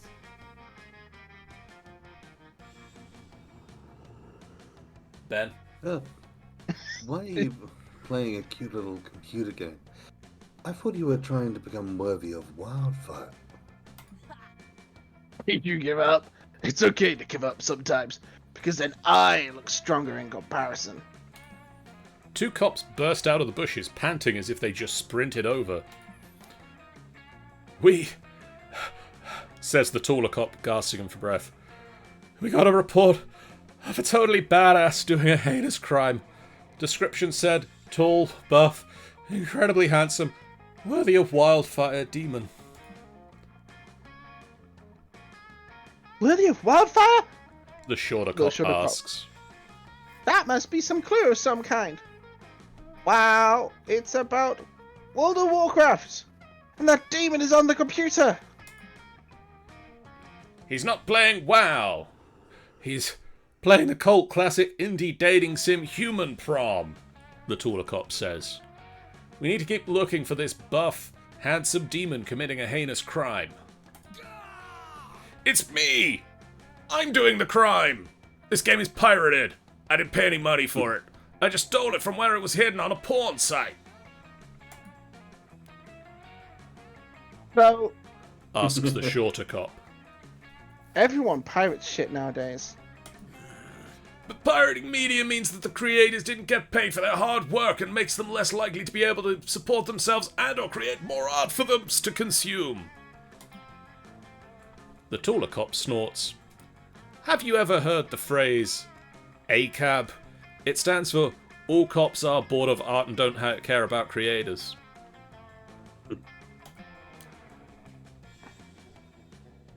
We don't care. We don't have the time to argue with a non-badass, non-buff, non-handsome, one-horned demon not committing a heinous crime. Be so rude to my darling. And they're off. You'll never find that Wildfire, Damien. That was so sad for you. And for the creators of the world. Such a bummer. Anyway, we're gonna go be awesome people who the wildfires already appeared to. Bye! What do they know anyway? Let's just buy a movie with actual money to support whoever everyone involved and have a nice time watching it together. Hearing it out loud, I guess I have chilled out a little. Maybe the wildfire will never appear to me after all. I'm doing whatever the fuck I want, and isn't that what a true badass does anyway? You don't know, but you do know you're glad that Damien wants to do is watch a movie with you. You immediately gain 2 charm and 1 fun. Not that you could tell. The last day of summer is here. Tentacool. What would you like to do? I think I've completely failed anyway, so let's just bury this and just go with Aravi. Yeah, I don't think it's gonna work out though. Let's give it a go. I stopped the robot uprising. I sort of stopped the robot uprising. I made it an robot friendship making. Let's go, Damien. I mean, you look very similar. Mm-hmm. You're both from hell. Yep. That'll make commutes easier. Both horny.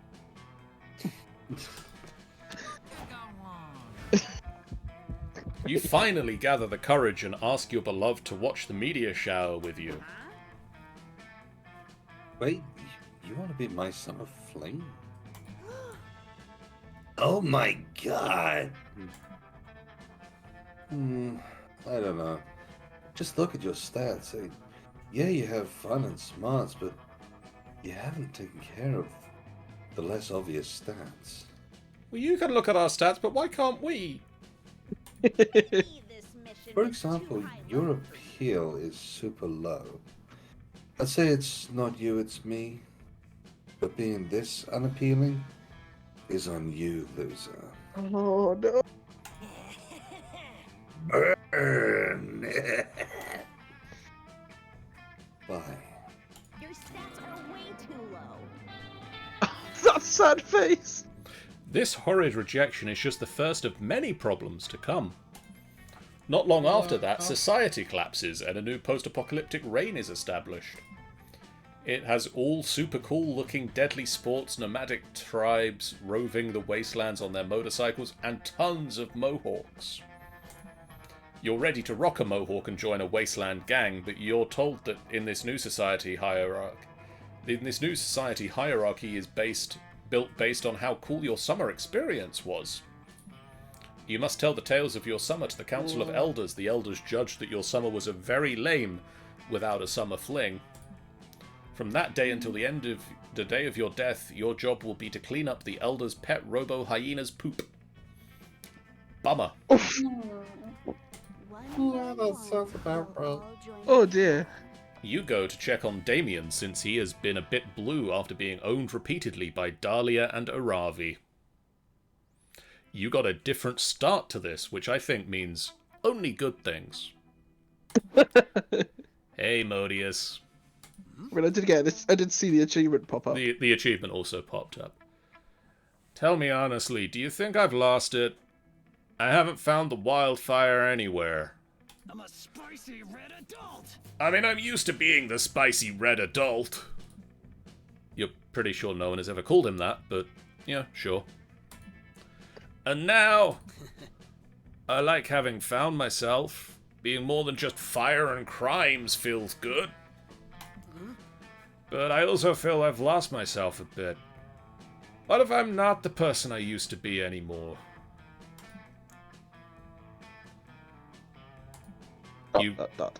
You grab Damien's hand. You tell him it's not like that. It's not like that. Growing up and changing takes courage. What he said. You can read this one if you want. Nah, you go for it. You admire him, and growing up does not mean necessarily losing who you used to be, if you don't want to. Ah! So you mean I haven't found the wildfire because the wildfire has been inside me all along?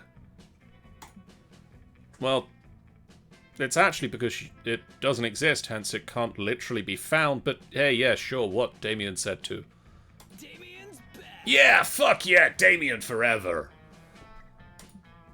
The wildfire is within me! Time to unleash it. Come light my fire. Then he proceeds to start a wildfire indeed. Oh, mama. You like the new version of Damien, but passionate, fiery Damien is a version of Damien you like too.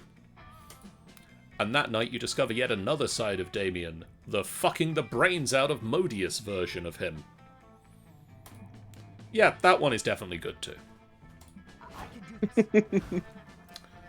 You find Calculester. He looks a bit troubled. Greetings, fellow organic life forms. Hello, friend Oz. I am troubled. I have been at unease. Our robot friends seem to have been invaded by classic robot existential dread. I know they wanted to destroy monster kind, but it was embedded in their code. That is on its own doesn't excuse them, but at least we can embrace the fact they're putting that code in doubt, finally. I'd like to check on them. Hello, robot friends. Oh, sorry, no, that's still you. Hello, robot friends. Dear leader. Sorry, we've been absent.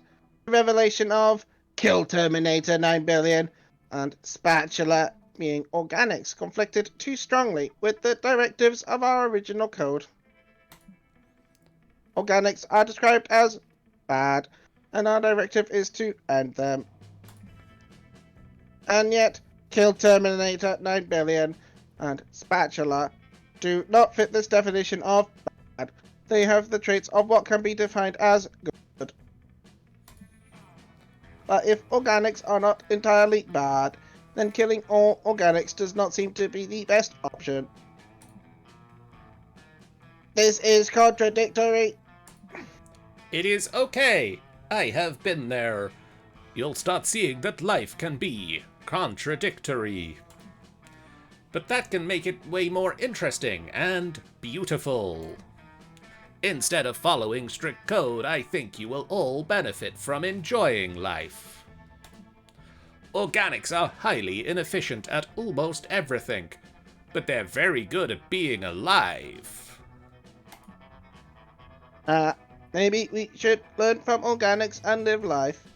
We could start by performing some classic organic life activities.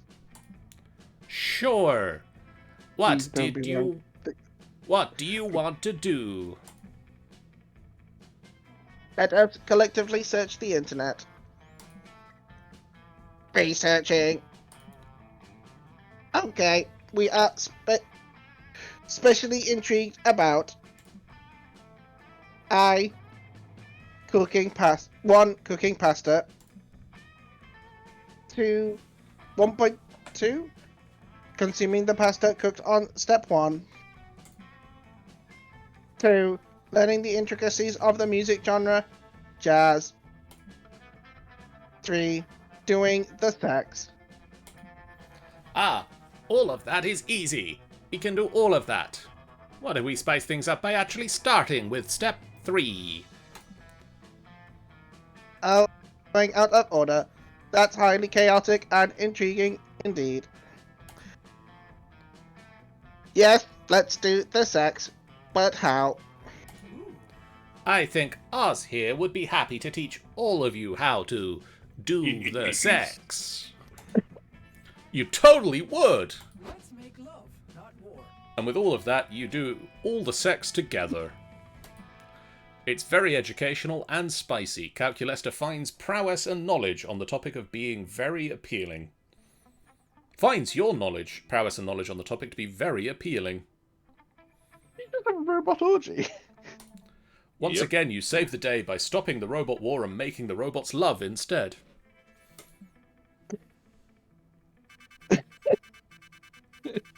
Yep. Yep.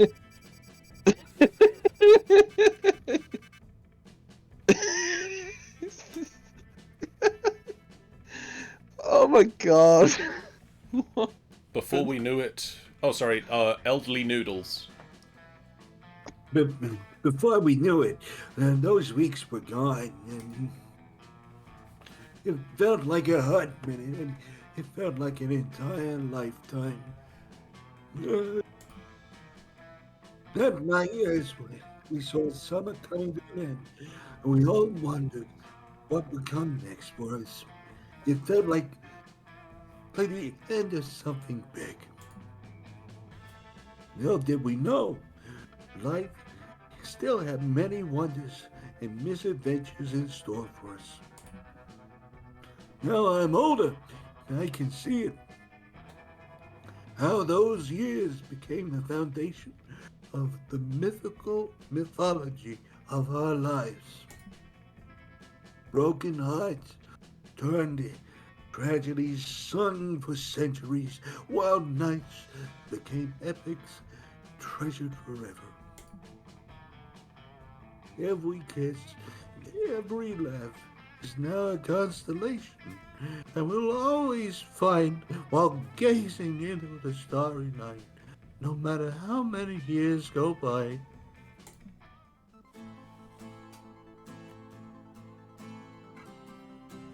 Even today, I can still close my eyes and I'm there on that last summer night, feeling like I was starting to live life. With all my friends around the campfire, so young, so unafraid, so ready to start. I love this song. I love that they put in a streamer version of the song. Ooh, It is good. Oh, and there's us doing his word search. yep. You're chilling out with your boyfriend. Oh, that's a cute couple. I was commissioned to write a song about your issues, so you can use it with no conditions. It's a pinky promise. It won't strike you down, down, down. Yeah, I won't turn up at this because I'm playing a DLC character. I don't think I'm ever going to actually achieve in this game. Oh, I have faith in you.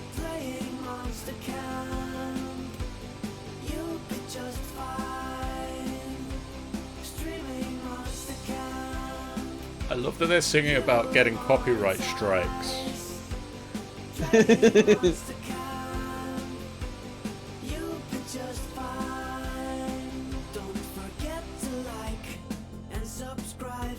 Do like and subscribe. Do hit bell. It will make our day. Yeah. Don't you forget it. Like if making content wasn't hard enough to worry about this stuff. Hi, Jerry. Like losing all your revenue or getting your third strike, but not with Monster Camp. Streaming Monster Camp. You won't get a strike. Playing Monster Camp. You'll be just fine. So now that we're here, my name is Claudia Martinez. Oh yeah. I made most of the music for the game. What did you think of it? Come on, just go and buy it. Please buy it, Dolly and Diamond have me looked up writing songs for Pentagram, and they won't let me go until we sell 1 million copies. Streaming Monster Camp. You won't get a strike. It's such a good song. Really good. You'll be just fine. Say goodbye to the streamer version of the credit song. And remember, streaming Monster Camp. You'll be just fine. I also love that in 2 weeks' time, like not tomorrow, but next Monday, we're doing Monster Camp 3, and that has a streamer version of the song as well. So I'm looking forward to hearing that. Monster Road Trip.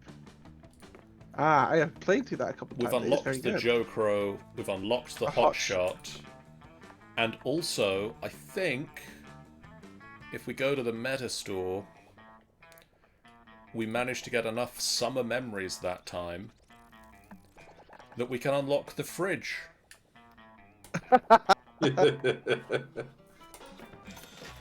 So we can now play as the fridge. I have no idea what that means. What are those drinks? I want to know what those drinks were.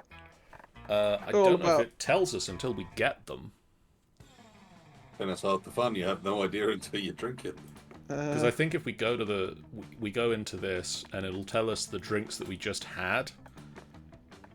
So the stat smoothie.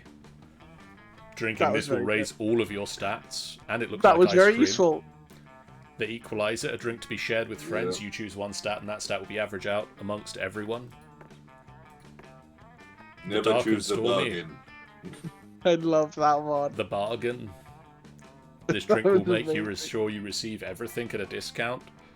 The fact about it, that's not me receiving a discount. That's me receiving charging at a discount.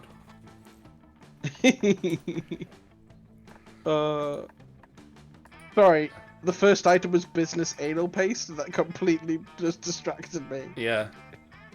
Delicate business. Oh, we got a new outfit for Calculester. Ooh, I think it was that last that. Which one? Oh, it's him with the cat. Oh yes, cute cat. And then is it also Belle? This is apparently Belle. And oh, we got him. This guy. It's the purpose. And then this new outfit for Splodge. Oh, sorry, Flodge. Flodge. Oh, there's still more. Oh, Nora. Nora. And that must be left over from last time. I don't remember ever seeing him. But sure, this guy. I vibe with that guy, mostly because he's holding a toy guitar. Anyway, thank you guys in the chat so much for joining us. We will probably, almost certainly, definitely be back with some more Monster Camp in the future. Because, one, there's so much we can do with this game. We can play a fridge now, which I'm sure we want to find out what that means. Yep. But for now, I'm going to go through the standard list of outro things, which is to say, thank you guys so much for watching. If you haven't done so already, please do hit the follow button. It's a great way for you guys to know when we go live, a completely free way that you can support us on the channel. We really appreciate it. We are getting very close still to 350 followers. We are aiming to get there before the end of May, so if you can let anybody know that doesn't know about us already, that we are here, that'd be really cool. We have a YouTube channel where you can go and see all of the live streams replayed. Go over to the YouTube channel, hit the little subscribe button and hit the little bell, and you'll get notified about when we put the videos live. We also have a Discord where you can come and chat with us about all sorts of things like... I don't actually know what's going on in there today. Ben did some pyrography of mushrooms. Indeed I did. You can come and chat to us about those. The link to the Discord is in the chat. It's in the description of the stream. And it is also on our website, which is available at www.finalbossfight.co.uk, where you can find all of the stuff we do, and more stuff coming soon, including Jeff has just started doing a new Call of Cthulhu campaign on third Friday of the month. So tune in to see some more of Masks of Nyarlathotep. And our podcast network, which is ever expanding, which currently is now available on Apple Podcasts. If you have iTunes, you can now subscribe to our podcast, which is very cool.